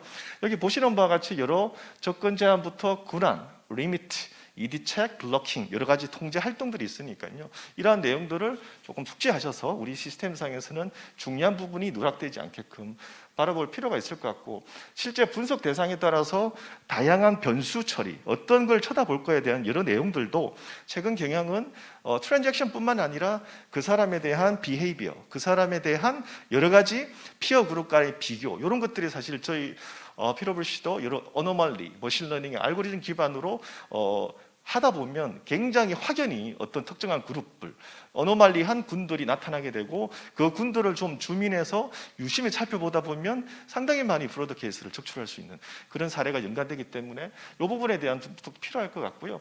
그리고 더불어서 우리의 팔러시, 우리의 규정 절차가 명확한지 사실은 이제 저희가 얘기를 하다 보면 이럴 때 저럴 때 두 돈트가 명확하지 않다는 얘기도 상당히 많이 합니다. 그래서 그러한 부분에 대한 좀 명확한 규정, 가이드라인, 이런 에비던스에 대한 접근이 있다면 훨씬 더 이펙티브한 우리 프로드 관리 또는 위험 관리, 위기 관리 체계가 될 것 같고요. 그래서 선제적인 리스크, 일하는 방식의 변화, 그리고 내부 통제에 대한 전사적인 인식, 플러스 실질 근본의 추구가 되기 위해서는 저는 데이터 그리고 디지털 그리고 기술 기반의 어떤 접근 방법은 굉장히 필수 불가결할 거다라고 판단을 하고 있습니다. 그래서 제 코멘트는 이렇게 하고요. 이따 패널 시간에도 제가 좀 더 코멘트 드릴 수 있도록 하겠습니다. 고맙습니다. 박현줄 파트너님 발표 감사드립니다. 네 번째 발표는 PwC 컨설팅의 이성호 파트너께서 사이버 시큐리티 감사를 위한 전략 실행 방안이라는 주제로 발표해 주시겠습니다. 그럼 이성호 파트너님 발표 부탁드리겠습니다. 네, PwC 컨설팅의 이성호 파트너입니다. 먼저 이런 귀한 시간 내주셔서 감사드리고요. 오늘 주제가 사이버 시큐리티 감사를 위한 전략 실행 방안이 말하는 좀 어렵습니다. 근데 사실 사이버 시큐리티 하면은 되게 어렵다, 되게 기술적이다 이런 얘기를 많이 하고 있거든요. 근데 이걸 한 번 더 한꺼풀 벗겨 보면은 사실 우리가 충분히 내부 어떤 현업 부서, 보안 부서가 아니고 감사 입장에서 해야 될 일들이 굉장히 많습니다. 그래서 그런 부분에 대한 내용들을 가지고 준비를 했습니다. 전체 이제 저희 주제는 크게 두 가지로 나눠지는데요. 왜 사이버 시큐리티가 중요하고 이 사이버 시큐리티 위협을 인한 우리 회사의 비즈니스 연속성이라든지 임팩트가 뭘 이제 주고 있는지, 그런 위협들을 위해서 우리 오디트는 어떻게 앞으로 해 나가야 될지에 대해서 말씀을 드리겠습니다. 아마 여기 나오는 키워드 보면 아마 다 많이 들어보셨을 키워드일 겁니다. 다 디지털 기술과 관련된 키워드들이고요. 특히 여기 기술들 보시면은 모빌리티라든지 빅데이터, IoT, 사실 모든 인터넷과 사물들이 연결되고 또 이런 디지털 기술 하에서 업무적 효율성을 굉장히 추구하는 그런 여러 가지 업무 환경이라든지 방식의 변화가 이루어지고 있고요. 또 코비드-19 때문에 재택근무라든지 외부 근무들이 많아지다 보니까 결국엔 이런 효율성도 굉장히 좋지만 반대로 생각하면 이 위협들도 굉장히 높아지고 있다라고 말씀드릴 수 있을 것 같습니다. 그러면 이런 환경에서 과연 그러면 어떤 보안 위협이 있는지를 보면은 크게 공격하는 사람 관점, 그 사람이 뭘 관심을 갖고 있는지, 또 어떠한 기법들을 활용해서 이런 공격들을 하고 있는지를 좀 살펴볼 필요가 있다고 생각이 됩니다. 공격자들은 되게 다양합니다. 테러리스트도 있을 수 있고, 또는 사이버 범죄자, 또는 해커, 또 경쟁 회사, 경쟁 회사가 고용한 산업 스파이들, 굉장히 다양한 부류의 어떤 공격자들이 우리 회사의 중요한 정보 자산을 노리고 있다. 그리고 그런 방법들도 굉장히 지능화되고 고도화되기 때문에 과연 이것들을 100% 완전하게 막을 수 있느냐라는 부분을 항상 기업들이 고민을 하고 있습니다. 그래서 그런 환경 하에서 우리 기업에 미치는 큰 임팩트들은 당연히 이런 사고가 발생하게 되면은 그런 이제 이미지라든지 브랜드 가치 하락이라든지 실제적인 어떤 비즈니스 연속성의 침해, 또 재무적 손실, 또는 컴플라이언스 측면의 여러 가지 과징금, 과태료 등이 실제 우리한테 다가올 수 있다라고 말씀드릴 수 있을 것 같고요. 그래서 이러한 보안 위협들이 그러면 실제 우리 리얼 환경에서 어떤 사고들이 이루어지는지를 몇 가지 소개를 드리면요. 먼저 기반 시설이나 서비스 중단 측면에서 보면은 예를 들어서 독일의 이제 제철소 같은 경우에 용광로를 제어하는 시스템이 있습니다. 이게 해킹을 당해서 용광로가 멈췄고, 당연히 이제 용광을 멈추게 되면은 철강 제품이 이제 안 나오게 되겠죠. 그리고 이거 용광을 멈춤에 따른 우리의 이제 복구 비용들, 이런 걸 다 포함하면 수백억 원의 이런 피해도 생겼던 사례가 있고요. 또 이제 우리 아까처럼 이 디지털 환경 때문에 실제 인터넷상에서가 피해가 생기는 게 아니고 실제 우리 리얼 환경에서 이제 실제 사고들이 이어질 수가 있습니다. 예로 사우디 화학 공장의 안전장치 공격이라고 있는데, 이걸 좀 더 설명을 드리면, 이 안전장치라는 거는 유독가스가 노출되면 바로 이걸 차단해주는 기능입니다. 근데 이게 과거에는 폐쇄되어 있는 환경이기 때문에 공격받을 일이 없었죠. 근데 이게 이제 인터넷에 연결되고 하다 보니 원격으로 조정할 수가 있게 되고, 또 그 경로를 통해서 공격할 수 있다. 그런 상황들이 이제는 벌어질 수 있다는 거거든요. 그래서 사실 저거는 사람을 죽이기 위한 어떤 공격이거든요. 그러니까 사실 저거 같은 경우는 사람을 죽이기 위한 첫 어떻게 보면 악성 코드였다라는 것처럼 되게 충격을 줬던 사례가 있었고요. 또 가장 우리한테 직접 피해가 되고 있는 사이버 사기라든지 범죄 같은 경우도 하나의 예를 들면은 되게 해외에 아주 오래된 호텔이 있었는데 좀 더 이제 고객한테 편의를 제공하기 위해서 중앙 통제형 카드키 시스템을 설치를 했습니다. 근데 또 그게 해킹이 돼가지고 실제 그 투숙객들이 몇 시간 동안 이제 기다려야 했고, 이것들을 근본적으로 해결하기 위해서 다시 아날로그 방식으로 돌아갔던 이런 사례들도 이제 있었습니다.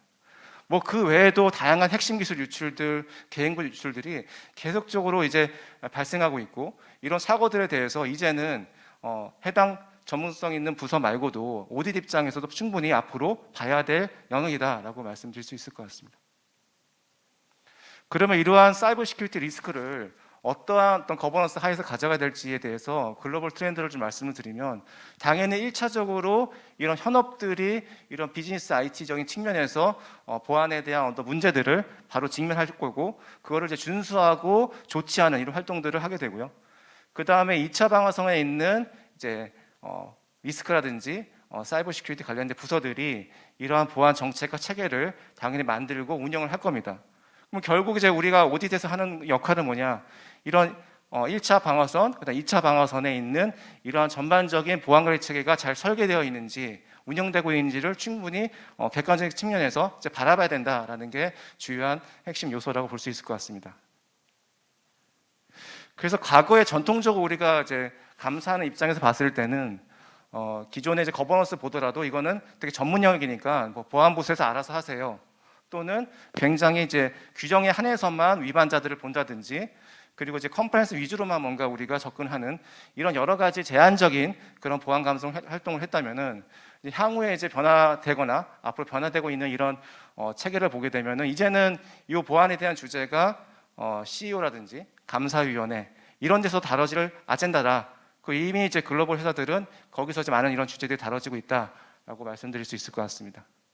또 하나는 이제 감사에 대한 방법적인 측면을 보면은 과거에는 그냥 잘하고 있는지 뭐 인터뷰하고 뭐 체크리스트가 점검하고 이런 방식에서 이제는 좀 감사의 확신을 갖기 위한 어떤 증명하는 방법들을 같이 도입을 하게 됐다라고 말씀드릴 수 있습니다. 그래서 실제 이제 감사위원회에서 그러면 이 사이버 시큐리티 역할을 뭐 해야 되나 말아야 되나 이런 고민들을 하실 텐데 뭐 미국에 있는 어떤 하나의 이제 리서치 결과를 보시게 되면 사이버 시큐리티 그리고 프라이버시 비중에 대한 오버사이트의 의무 책임이 감사위원회 43%가 있다. 많은 비중이 감사위원 역할로 얘기하고 있고 나머지 뭐 리스크 위원회라든지 이런 형태의 어떤 2차, 3차 방어선에서의 오버사이트 역할과 실제 활동을 해야 된다라는 내용들입니다. 그래서 과거에 이제 감사 관점의 변화를 보시면 무조건 우리 막고 안 되게 하고 사고 터지면 대응하는 이런 어떤 측면에서 예방하고 탐지하고 대응하는 일련의 이 과정들에 대해서 이제 앞으로 감사의 어떤 변화 포인트가 이제 생긴다라고 말씀드릴 수 있을 것 같고요. 감사 대상 영역층을 보더라도 과거에는 우리가 뭐 KSAC라든지 IT 통제 이런 측면에서의 내부 통제라든지 감사에 대한 포인트였다면은 향후에는 이제 우리가 이제 거기 제한들을 두지 말고 리스크 기반으로 우리의 중요한 정보 자산을 대상으로 삼아서 실제 다양한 어떤 여러 가지 기준을 하에서 우리가 점검을 해 나가야 된다는 내용입니다. 그리고 이제 실제로 보면 감사를 어떤 방법으로 해야 될 거냐라는 측면을 보게 되면은 여러 가지 감사를 위해서 사전에 우리가 여러 가지 리소스적인 효율을 위해서 일단 모든 걸 다 할 수가 없기 때문에 리스크 기반의 평가를 통해서 우리가 중점적으로 둬야 될 보안 위협이 뭐고 중요한 자산이 뭔지를 식별해서 해나가는 방법들을 강구하게 되고요. 실제 감사 수행 방법도 크게 체크하고 리뷰하는 방식 플러스 프로브하고 베리파이하는 이런 방식들을 같이 섞어서 우리가 일종의 확신을 가져가는 그런 기법들을 이제 활용을 하게 됩니다. 뭐 하나씩 간단하게 설명을 드리면 이건 이제 매튜리티 기반의 감사인데요. 실제 감사라는 게 뭔가 지적하고 끝내는 게 아니고 좀 더 우리 회사의 보안 수준이 높아지기 위한 컨설팅 감사 같은 느낌의 이런 기법들을 활용을 해서 실제 각 보안 영역별로 어떤 성숙도 모델을 놓고 우리 회사가 현재 어디에 와 있고 또 우리 동종업계 또 글로벌 회사들은 어디에 위치해 있는지 갭을 보고 우리가 앞으로 이렇게 발전하는 방향을 지시하는 그런 감사 기법을 활용할 수 있고요.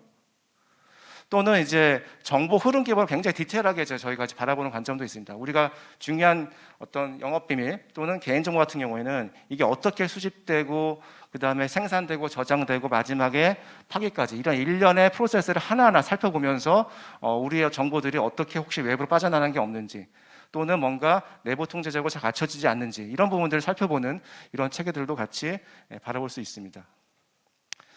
그 다음에 또 다른 방법으로는 이제 포렌식을 통해서 감사를 진행할 수 있습니다. 보통 우리가 인터뷰를 하게 되면 보통 이런 이제 4가지 답변들을 보통 많이 하게 됩니다. 우린 책임자 없이 문서 보고는 해제할 수가 없다. 또는 저는 절대 이런 불필요한 고객정을 보유하고 있지 않습니다. 이게 이제 사실은 말을 들었을 때는 되게 맞는 말인데 실제 이거를 해당 PC를 포렌식 통해서 확인해 보면은 뭐 이 고객 정보 같은 경우도 이게 자기가 좀 나중에 활용할 목적으로 이렇게 이제 압축 파일 묶어서 패스워드 걸어가지고 이렇게 이제 보관하고 있는 사례들도 발견이 되고요. 또는 이제 우리가 보안 어떤 부서 입장에서 문제가 생겨서 조치가 다 끝났습니다라고 했는데 실제 여전히 그런 악성 코드가 남아 있다든지 이런 식의 어떤 현상들이 계속 벌어지고 있다라고 좀 볼 수가 있습니다. 다음 방법은 이제 어널리틱 기반의 보안 감사인데요. 아까 말씀드린 다양한 우리 보안 관련해서 이런 여러 가지 유출하는 사람 입장, 또 우리 정보 입장, 그다음에 정보를 이 사람이 접근해서 저장하고 나가기까지 일련의 이런 경로들에 대한 로고들을 되게 여러 가지 어떤 아까처럼 머신러닝 기법이라든지 이런 방법을 통해 가지고 유출 징후자를 찾아내는 이런 방법들도 감사에 충분히 활용할 수 있다고 보여집니다. 또 하나는 이제 실제 우리가 모의로 레드팀, 공격을 팀을 만들고 또 블루팀, 방어팀을 만들어서 실제 공격해보고 막는 과정에서 우리의 취약점을 찾는 이런 방법들도 활용하게 됩니다. 사실 모 기업 같은 경우 이런 방식 하다 보니까 굉장히 보안 부서가 굉장히 고가의 보안 장비들을 검증되지 않은 장비를 도입했고 사실 그게 나중에 항공 접대까지 받은 이런 감사 사료까지 이어지는 그런 사례도 있었습니다. 그렇기 때문에 사실은 감사 입장에서 되게 모르는 이제 기술적인 보안 장비다 보니까 사실 검증을 할 수가 없거든요. 그런 부분들도 사실은 확인이 될 수가 있고 우리 조치도 가능해진다라고 말씀드릴 수 있을 것 같습니다. 그다음에 최근에 나온 이제 또 새로운 어떤 사항 중 하나면은 지금까지 말씀드린 거는 내부에 있는 어떤 진단이지만 이제 오픈 소스에 우리 기업 정보 노출된 것들도 바라보는 이런 관점들도 같이 고려할 수가 있습니다. 그래서 크게 오픈 소스라고 하면은 서피스 웹, 딥웹, 다크웹이라고 보통 크게 세 가지로 나누고 있는데요. 아마 서피스 웹은 우리가 잘 알고 있는 인터넷이고요. 뭐 딥웹은 우리가 인증 통해 들어갈 수 있는 웹. 그리고 다크웹은 아마 생소할 수도 있는데 다크웹에 이제 보시면 우리가 그냥 인터넷 브라우저 들어갈 수 있는 게 아니고요. 굉장히 전용 브라우저로 굉장히 은밀하게 들어가는 그런 이제 웹인데요.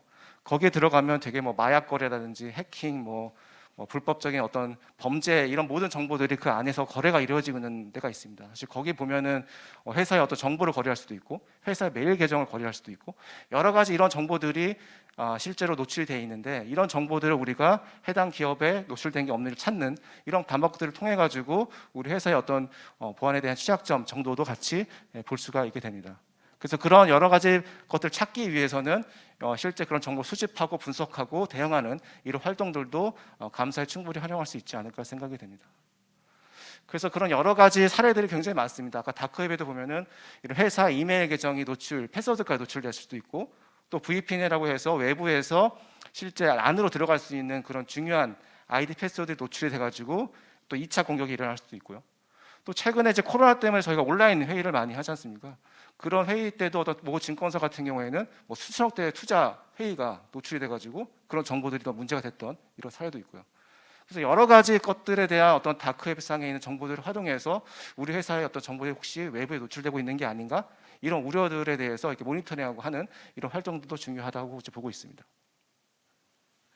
그래서 마지막으로 이제 말씀드리고 싶은 거는 이제 보안이라는 게 완벽한 예방이 없습니다. 계속 창과 방패의 싸움인데요.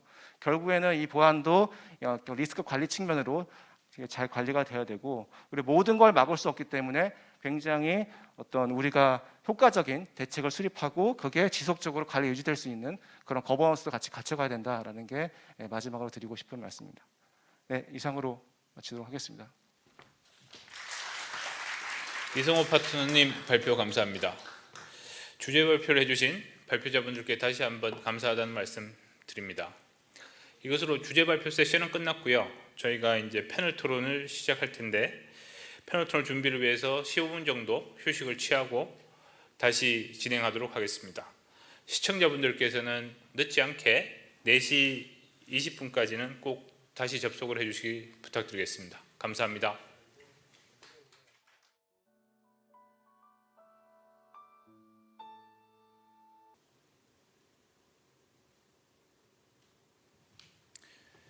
그럼 주제 발표에 대한 패널 토론을 시작하도록 하겠습니다. 먼저 패널로 참석하신 분들을 소개해드리겠습니다.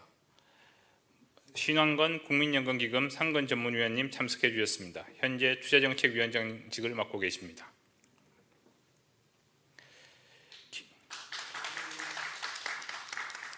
다음으로 김태식 한국공인회계사회 인포메이션 앤 디지털 팀 팀장님을 소개시켜 드리겠습니다.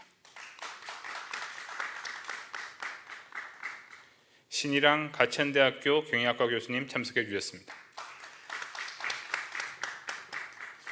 박현출 피터루시 컨설팅 파트너님이 참석해 주셨습니다.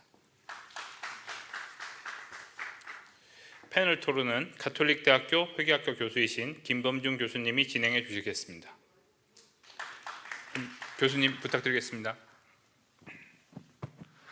예, 반갑습니다. 방금 소개받은 가톨릭대학교 회계학과 김범준입니다.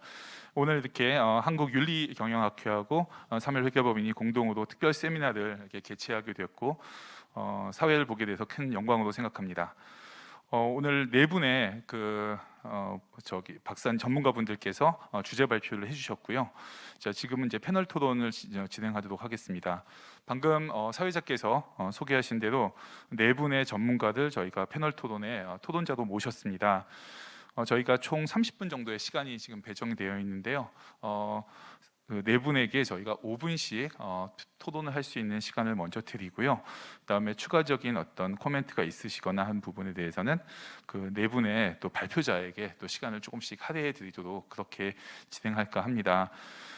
먼저 토론 순서는 제일 먼저는 저희 그 한국공인회계사회에서 오신 우리 김태식 팀장님 먼저 저기 토론을 좀 부탁을 드리고요. 그 다음에 이제 가천대학교의 신희당 교수님, 그 다음에 PwC 컨설팅의 박현출 파트너님, 마지막으로 국민연금기금의 신왕건 상근 전문위원님, 요 순서대로 토론을 하도록 하겠습니다.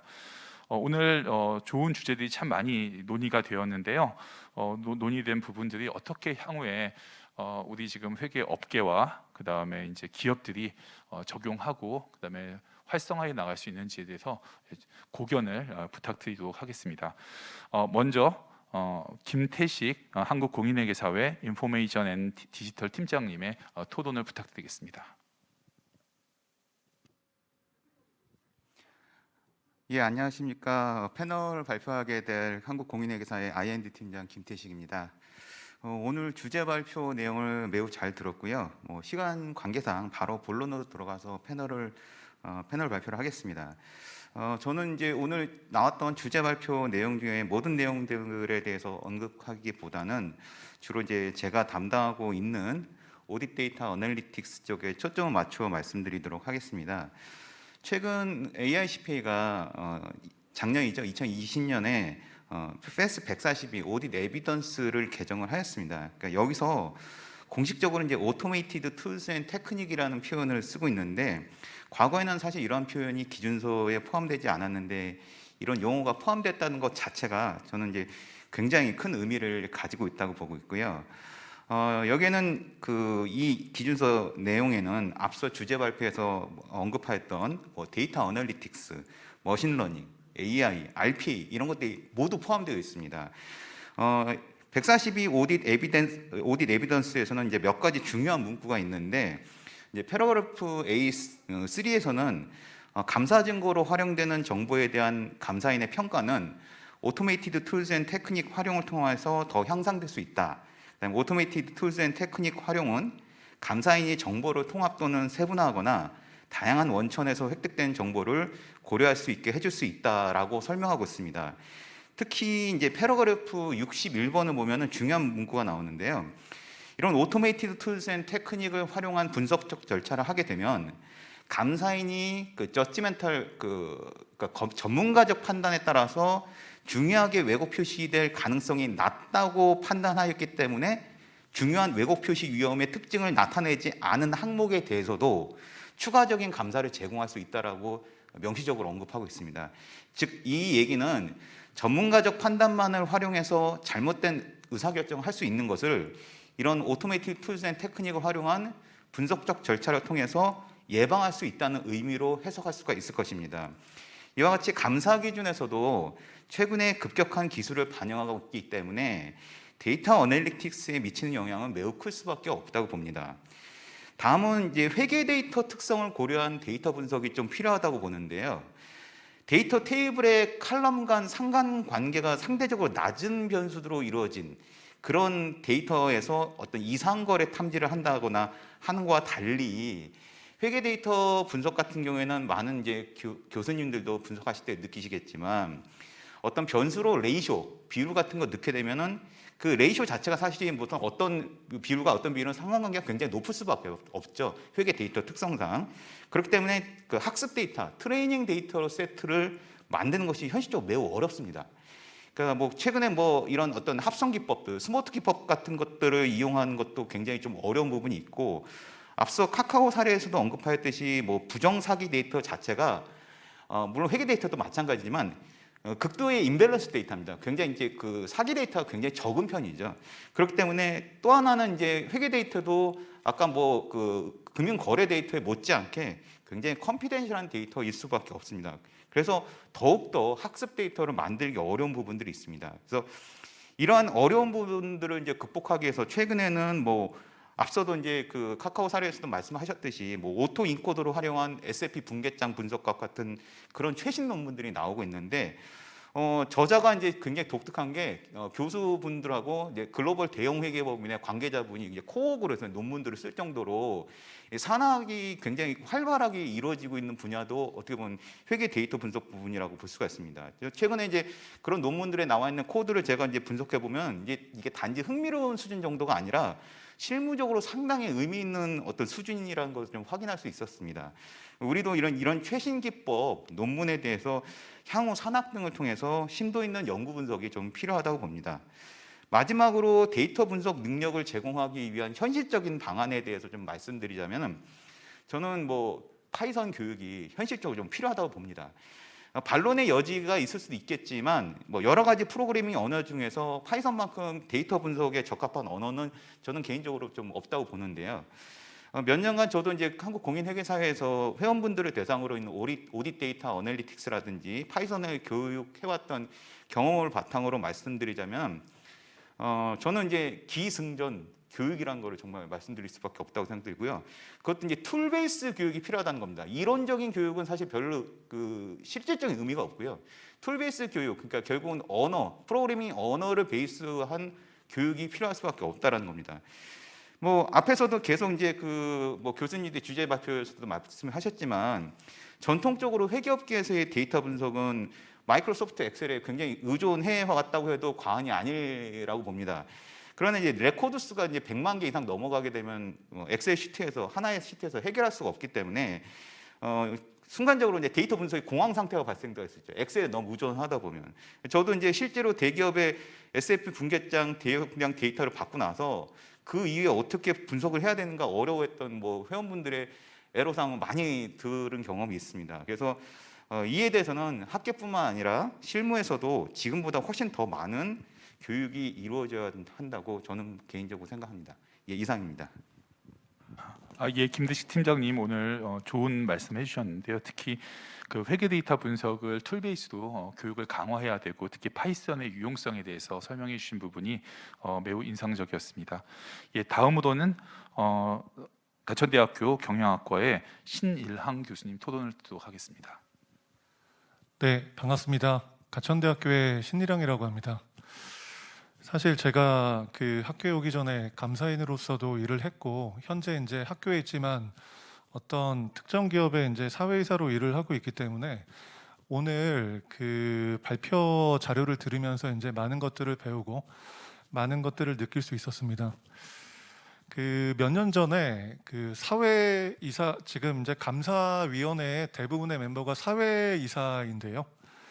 그 분식 회계 등의 이제 소송 리스크에 노출이 되었을 때 사회이사가 부담하는 법적 책임이 사내이사와 완전히 동일하다라는 그런 법원의 판결을 사례가 있었습니다. 이런 어떤 그 감사위원회 멤버분들이 맡게 되는 이런 법적 책임 하에서 지금 디지털 시대가 도래해서 지금 오늘 그 소개가 됐다시피 굉장히 이렇게 다양한 형태로 그 내부 통제를 우회해서 소위 탑 매니지먼트의 뭐 횡령이나 그런 것들을 수반한 이제 회계 부정이 일어날 수가 있습니다. 아시다시피 그런 어떤 뭐 탑 매니지먼트의 그런 횡령은 상장 폐지까지 이를 수 있는 아주 굉장히 큰 사건인데 여기다가 이제 그 뭐 몇 년 전에 얼마 전에 그 외부감사법 22조에 따라서 그 이 감사위원회가 그 외부 감사인으로부터 이 부정적발과 관련된 정보를 받았을 때 그거를 이제 팔로업해서 그 팔로업하는 과정에 모든 책임을 지고 증권선물위원회에 보고를 해야 되는 그런 법적 의무까지 생겼습니다. 이런 굉장히 그 챌린저블한 상황에 우리 감사위원회 멤버들이 처해 있다라는 이런 상황 하에서 제가 크게 제언을 드리고 싶습니다. 향후에 이제 제일 먼저 이제 제언을 드리고 싶은 게 이런 부정 적발과 관련돼서 어쨌든 감사위원회가 회계 정보 산출에 있어서 그 감독에 있어서 거의 이제 그 탑티어의 책임을 지는 회사 내 최고 의사 결정 기구이기 때문에 이런 부정 적발과 관련돼서 이런 부정 적발이 항상 분식 회계를 수반한다는 그런 어떤 현실에 기반했을 때 이 부정적발과 관련돼서 감사위원회가 미래에 이제 좀 더 리더십을 발휘를 해야 된다라고 제안을 드리고 싶습니다. 그래서 구체적으로 말씀을 드리면은 아까 발표에서 3일에서 박현출 파트너님께서 리얼리스크 스캐너 개념과 관련돼서 여러 가지 말씀을 해주셨는데, 그러한 외부 감사법 22조에서도 부정을 외부 감사인에게 보고받았을 때 외부에 의뢰하기 전에 사실 이제 내부에 인프라가 있다라면 내부에서 먼저 해결을 할 수 있는 것을 권고를 하고 있습니다. 그래서 이 부분과 관련돼서 내부에 부정적발과 관련된 인프라를 갖추는데 리더십을 발휘하는 게 중요하다라고 생각을 합니다. 그래서 3일에서 아까 말씀해 주신 그런 리얼리스크 스캐너와 같이 통합된 ERP 기반에서 통합된 데이터를 기반으로 다양한 시나리오를 가지고 우리가 부정적발을 하는 그런 과정에서 감사위원회가 목표 의식을 갖고 관심을 갖는 게 굉장히 중요하다라고 생각을 합니다. 그리고 앞서 제일 처음에 발표해 주셨던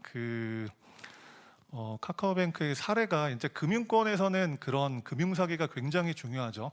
그러다 보니까 지금 굉장히 진화해서 뭔가 지금 소위 아티피셜 인텔리전스 기반의 모형들이 많이 개발이 되어 있습니다. 지금 보니까 저도 굉장히 흥미롭게 봤는데요. 그런 어떤 머신러닝의 개념들이 지금 이미 도입이 돼 있는데, 향후에 그게 이제 발전적으로 이제 제조업의 그런 어떤 통합된 데이터 기반의 시나리오로 여러 가지 얼리 워닝을 하는 그런 기능이 도입될 수 있을 거라고 봅니다. 예를 들어서 말씀드린 대로 이제 분식 회계 데이터는 항상 부정과 횡령을 수반하는 경우가 많기 때문에 그런 어떤 머신러닝을 활용해서 회계 데이터를 분석을 하면서 이제 모형을 재학습하면서 이제 여러 가지 소위 통계학의 타입1 에러나 타입2 에러와 같이 여러 가지 에러가 발생을 하면서 모형을 재학습시켜야 될 상황이 발생할 수 있는데, 그런 과정에서 항상 업데이트된 산업 환경에 기반해서 감사위원회에서 관심을 갖고 어떤 리더십을 발휘를 해서 프로 디텍션과 관련된 기업의 내부 인프라를 하나하나 좀 갖춰 나가는 그런 어떤 필요성을 인식하는 오늘이 되었으면 좋겠습니다. 네, 감사합니다.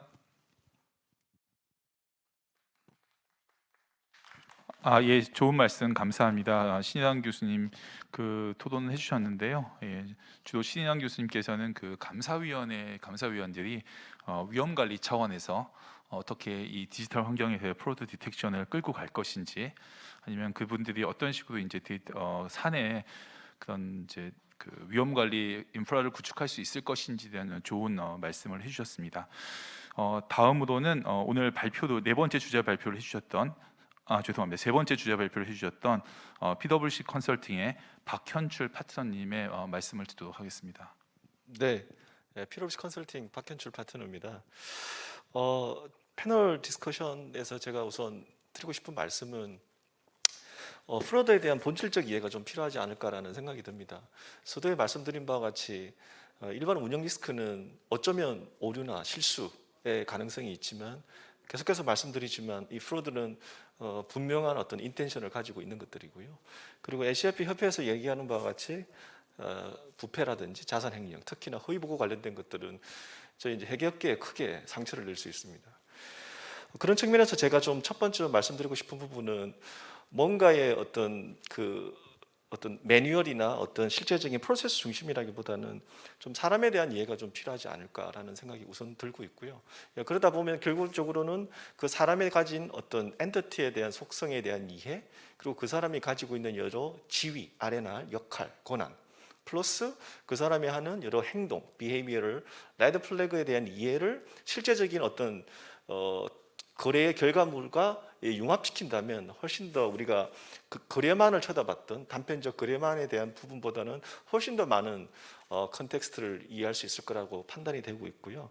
두 번째는 실제 그러한 여러 정보, 다차원의 정보가 있을 때 그러한 것들을 마치 다양한 어떤 양념 재료가 있거나 아니면 요리 재료가 있을 때 어떻게 잘 우리가 가공하고 요리해서 굉장히 우리가 의도하는 그걸 만들 수 있을까라고 판단해 본다면은 기존에 굉장히 단순 룰 중심에서 스코어링 모델, 지금 아까 카카오 모델이나 제가 말씀드렸던 여러 모델을 말씀드린 것처럼 AI나 머신러닝에 대한 모델들이 나오는데요. 실무적으로 가장 큰 어려움은 결론적으로 수백만 건 중에서 한두 건을 어떻게 우리가 식별할 수 있느냐, 아니면 그러한 것들을 예측할 수 있느냐라는 상당히 어려운 주제라는 측면에서 말씀드리고요. 그러한 것들은 특히나 이제 회계업계나 특히 학계에 계시는 교수님들이 더욱더 많은 연구를 통해서 실증적 분석이 상당히 이제 필요할 거라고 판단되고요. 또 하나는 이제 이런 시기적인 관점입니다. 그러니까 항상 저희가 가서 보면 프로드가 이제 이미 일어난, 기발생한, 그리고 그러한 것들이 이미 골마 터진 상황에서 실제 이제 저희 전문가 그룹을 회사들은 찾게 됩니다. 이와 달리 저는 이제 글로벌 해외 오피스 근무 경험이 있는데요. 그네들은 자기의 어떤 굉장히 독립적이고 굉장히 전문성을 요구하는, 그리고 객관적인 걸 요구하는 이런 사안에 대해서는 오디트 커미티가 되든 아니면 탑 매니지먼트가 되든 당연히 외부로부터 어떤 오디시나 아니면 여러 컨설턴시에 대한 진단을 통해서 얼마나 우리 조직이 깨끗한지, 그런 어떤 결점이 없는지를 확인하는 절차를 가져가는데, 그에 대비 이제 여러 우리 한국의 기업의 실정, 그리고 여러 컬처상 이런 것들을 외부에 오픈하는 것들을 상당히 좀 이렇게 쉽지 않은 상황이 있는 것 같고요. 그래서 그러한 것들을 오히려 우리 기업 문화 측면에서 좀 오픈하고, 굉장히 좀 어떻게 보면은 패시브하고 어두울 수 있지만 이러한 것들을 보다 오픈 마인드로 보다 면밀히 검토해 본다면 훨씬 더 적극적인 게 될 것 같고, 그러한 것들이 또 우리 회계학계에 가지고 있는 이런 전문성과 융화된다면 서로가 좀 선순환되는 그런 구조가 될 것 같고요. 마지막은 결국 이제 우리 회계학계 감사인들이 기존에 뭐 IQ, EQ도 중요하지만 최근에 많이 얘기 나오는 이른바 이 DQ, 이 디지털에 대한 이 지능 지수가 상당히 이제 향상이 되어야 될 것 같고요. 저희 3일 같은 경우도 사실 입사 후 초년차에 상당히 많은 어떤 여러 가지 툴, 알트릭스를 포함해서 툴과 그리고 실제 ERP나 시스템에 대한 이해 교육을 상당히 많이 하고 있습니다. 그러한 것들이 기존 매뉴얼 중심의 감사에서 머신 중심의, 또는 어떤 실제 IP, 지적재산권이 발효된 뭔가 플랫폼 기반의 감사 환경으로 변화를 시도하고 있습니다. 그와 유사하게 우리 자신도 조금 더 DQ 마인드를 가지고 보다 더 면밀히 쳐다본다면 훨씬 더 어떤 부정의 사실을 미리 방지하고, 또는 어떤 감사상에서의 여러 효율성, 그리고 그게 결국은 우리 기업 문화에 크게 컨트리뷰션 할 거라고 생각하고 있습니다. 예, 이상입니다.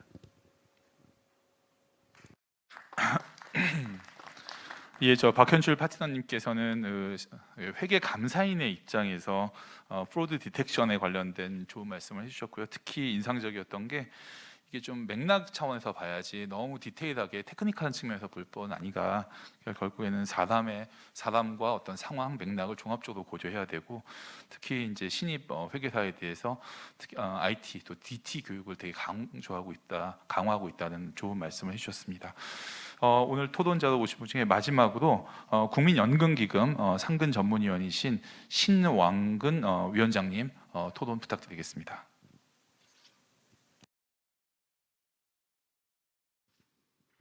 예, 충분히 거리두기가 되어 있는 것 같아서 잠깐 마스크를 벗고 말씀드리겠습니다.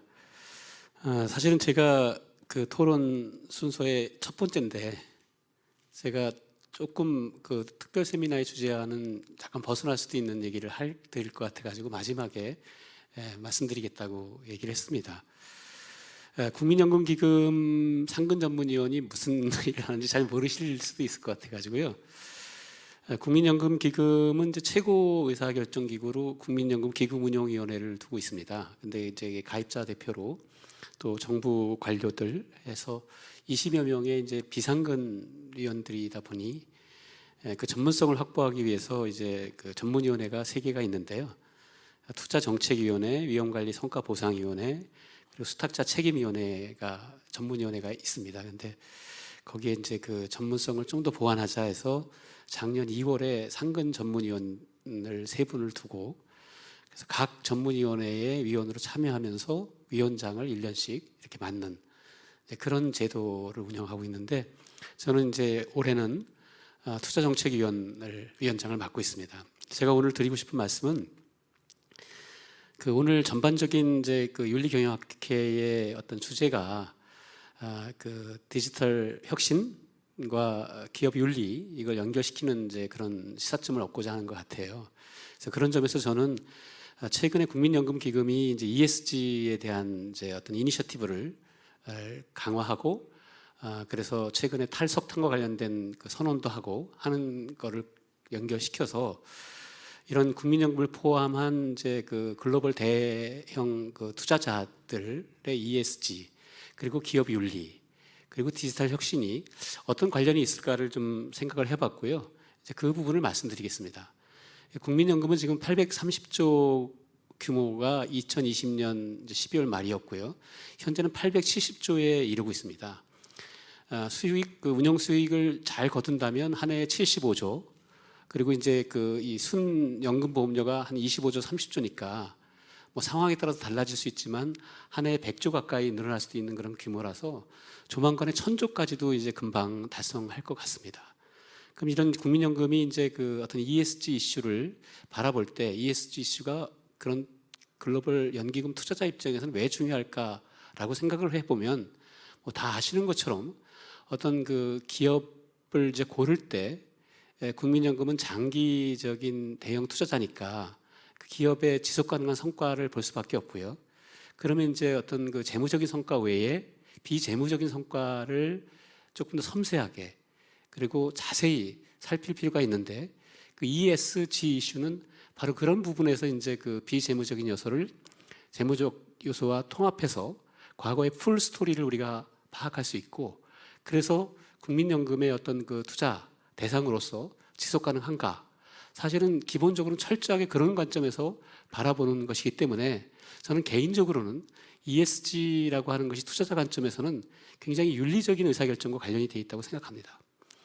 그러면 이제 그 이 기업 관점에서 디지털 혁신과 ESG를 지금까지 이제 쭉 토론한 것을 제가 들으면서 생각할 수 있는 것은 뭐냐면 이런 디지털 혁신이라고 하는 것이 결국 기업이 현재의 어떤 그 비즈니스를 어떻게 그 전환시키고 새로운 투자 기회를 또 어떻게 빠르게 비즈니스 혁신을 가질 것인가라고 하는 것에 필수 불가결한 도구일 수밖에 없죠. 그래서 그거를 레버리지해서 다양한 부분을 이제 우리가 살필 텐데 그러면 그런 디지털 혁신이라고 하는 것은 추세적으로 반드시 필요한 것인데 분명히 그것은 도구라고 생각합니다.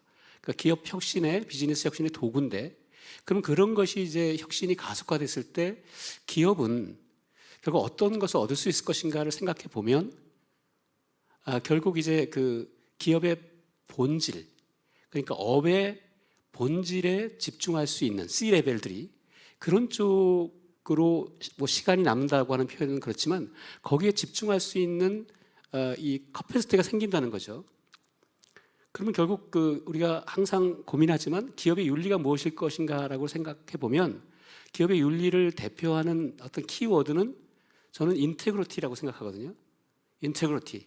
그러니까 기업이 왜 그 사업을 하는지 어떤 서비스를 하는지와 관련돼 가지고 그 본업에 충실한 것이 기업 윤리의 핵심에 다가가 있다면 이런 디지털 혁신이라고 하는 것이 궁극적으로는 그런 그 본업에 충실하고 우리가 어떤 서비스를 해야 될 것인가라고 하는 것에 보다 많은 시간 투입을 할 수 있는 기회를 줄 것이라고 생각합니다. 그러니까 그렇게 해서 디지털 혁신이 있는 데와 그렇지 않은 곳은 그 본업에 충실한 기업 윤리적인 관점에서 시간이 갈수록 많은 차이가 날 것이고요. 그러면 이제 그때 본업에 충실한다라고 하는 것은 서비스와 관련돼서 당연히 E, 환경과 S, 사회와 그다음에 거버넌스까지 보다 더 풍성하게 살필 수 있는 기회가 있을 것이라고 생각이 들기 때문에 결국 기업 차원에서는 이 디지털 혁신이라고 하는 것이 자연스럽게 ESG의 그 본질을 강화하면서 본업에 충실할 수 있는 그래서 그것이 어떤 전략적인 위험, 전략적인 어떤 사업 기회 그리고 이제 미션을 만드는 쪽으로 기업 문화도 구축할 수 있을 쪽으로 기여한다고 생각이 들고요. 그러면 이제 다시 그 국민연금 같은 투자자 입장, 글로벌 투자자 관점에서 생각해 보면 지금 국민연금도 ESG와 관련해 가지고는 ESG 평가 모형이 있고요. 또 ESG 인게이지먼트와 관련돼 가지고 여러 가지 요구를 하고 있고 또 아까 탈석탄을 얘기했습니다만 네거티브 스크리닝과 관련된 이런 투자하고 있는 대기업들에 대한 다양한 요구가 있거든요. 그러면 이제 대기업들은 글로벌 연기금이 주주지 않습니까? 그 의결권을 행사하는 주주니까 그 ESG에 대한 요구를 잘 또 이렇게 그 확신시켜줘야 된다 말이죠. 그러면 디지털 혁신이 이루어지고 그것이 기업 관점에서 수행이 되다 보면 당연히 이제 국민연구원 같은 그 투자자 입장에서도 그 ESG에 대한 요구를 잘 수용하고 있기 때문에 ESG 평가 등급이라든지 하는 것을 굳이 등급을 받으려고 하는 것과 관계없이 자연스럽게 연결이 될 것이다. 그리고 제가 뭐 두서없이 말씀드렸습니다만은 오늘 주제와도 연결시켜 보면 기업의 디지털 혁신이라고 하는 것이 ESG와 연결되고 그것이 어떤 기업 윤리 문화하고도 자연스럽게 연결되는 그 핵심은 C-레벨의 최고 의사 결정자들이 이제 그 본질적인 것에 투입할 수 있는 시간 확보. 그리고 한 가지만 더 말씀드린다면 여러 뭐 연구나 이런 쪽에서 나와 있습니다만 디지털 혁신이라고 하는 것이 디지털을 이해하고 또 아까 미션을 같이 연결시킬 수 있는 뭔가 T자형의 어떤 인재라 그럴까요? 그러니까 그것을 이해해서 어떤 그 오운된 그러니까 이제 이끌어갈 수 있는 그런 쪽에 의식을 가진 그러한 이제 그 어떤 그 이 젊은 리더들이 함께 육성돼야 성공할 수 있지 않을까 하는 생각을 합니다. 이상입니다. 예, 신환권 전문위원님 감사합니다. 그 ESG의 본질이 인테그레이티고 사실은 이제 디지털 혁신의 본질도 인테그리티다. 그래서 사실은 두 가지는 같이 가는 것이고 특히 S와 관련돼 가지고는 C레벨의 어떤 그 부정에 대한 각별한 관심과 노력이 필요하다는 그런 의견을 주셨습니다. 벌써 저희가 약속할 시간이 거의 다 됐는데요. 그래도 지금 저희 주제 발표하셨던 분들에게 잠시 코멘트 할 수 있는 좀 기회를 좀 드렸으면 좋겠습니다. 먼저 신진호 박사님 혹시 뭐 추가적으로 코멘트 하실 내용 있으시면 조금 부탁드려도 될까요? 예.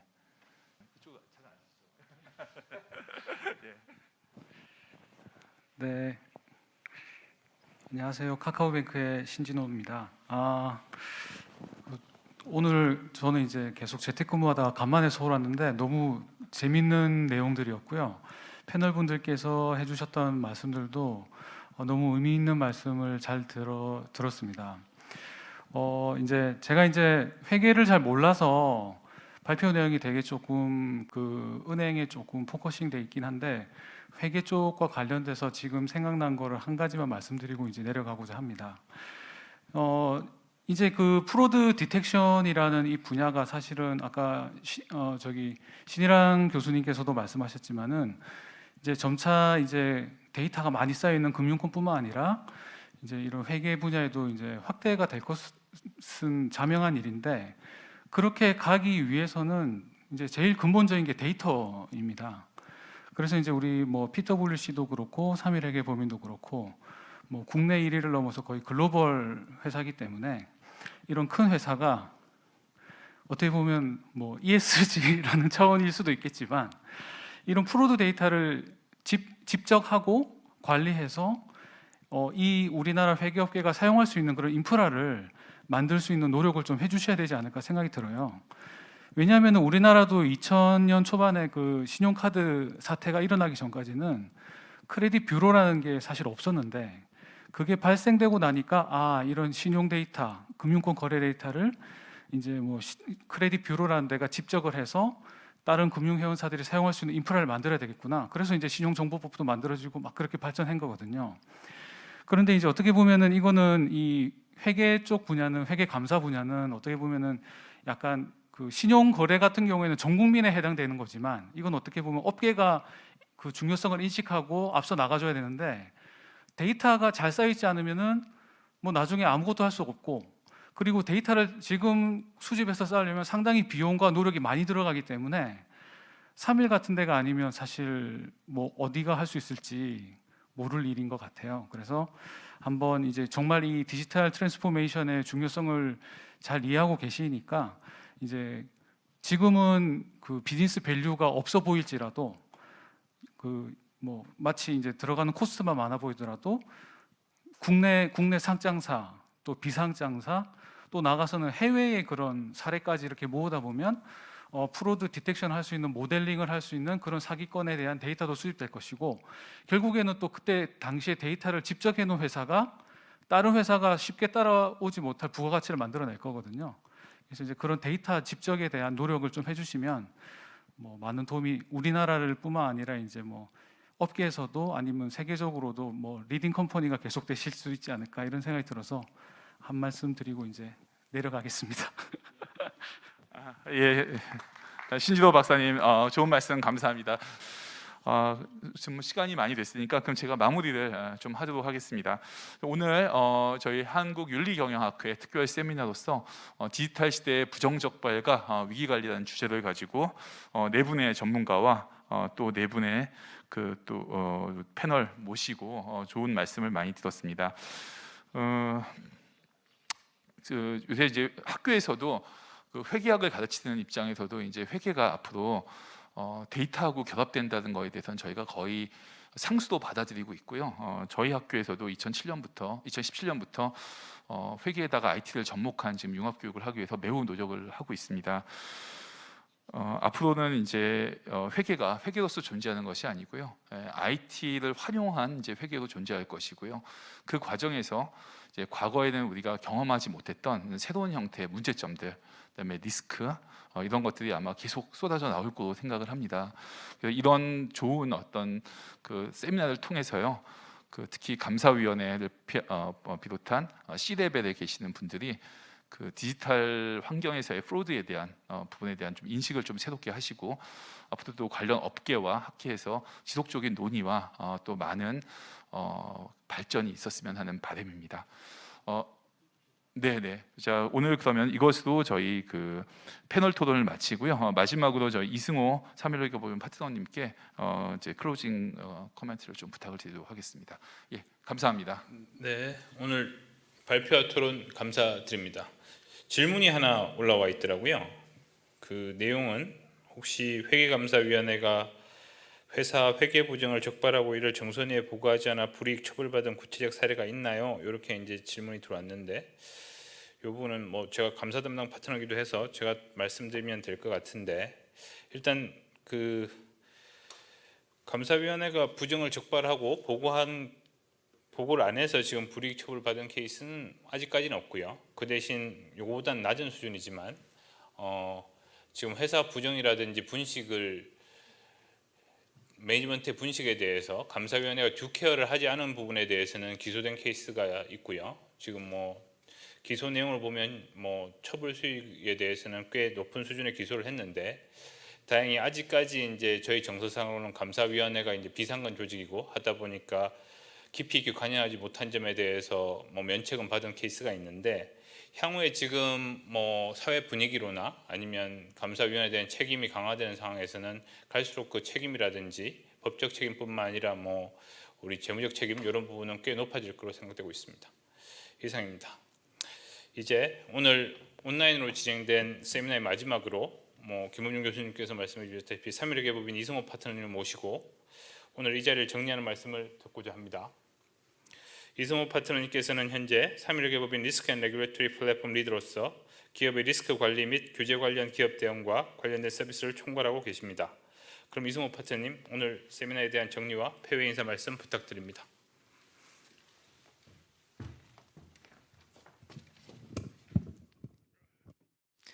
예, 안녕하십니까. 저는 소개받은 이승호라고 합니다. 저는 3.15 법인에서요, 리스크 앤 레귤레토리 플랫폼 리더랑 디지털 오디트 리더를 맡고 있습니다.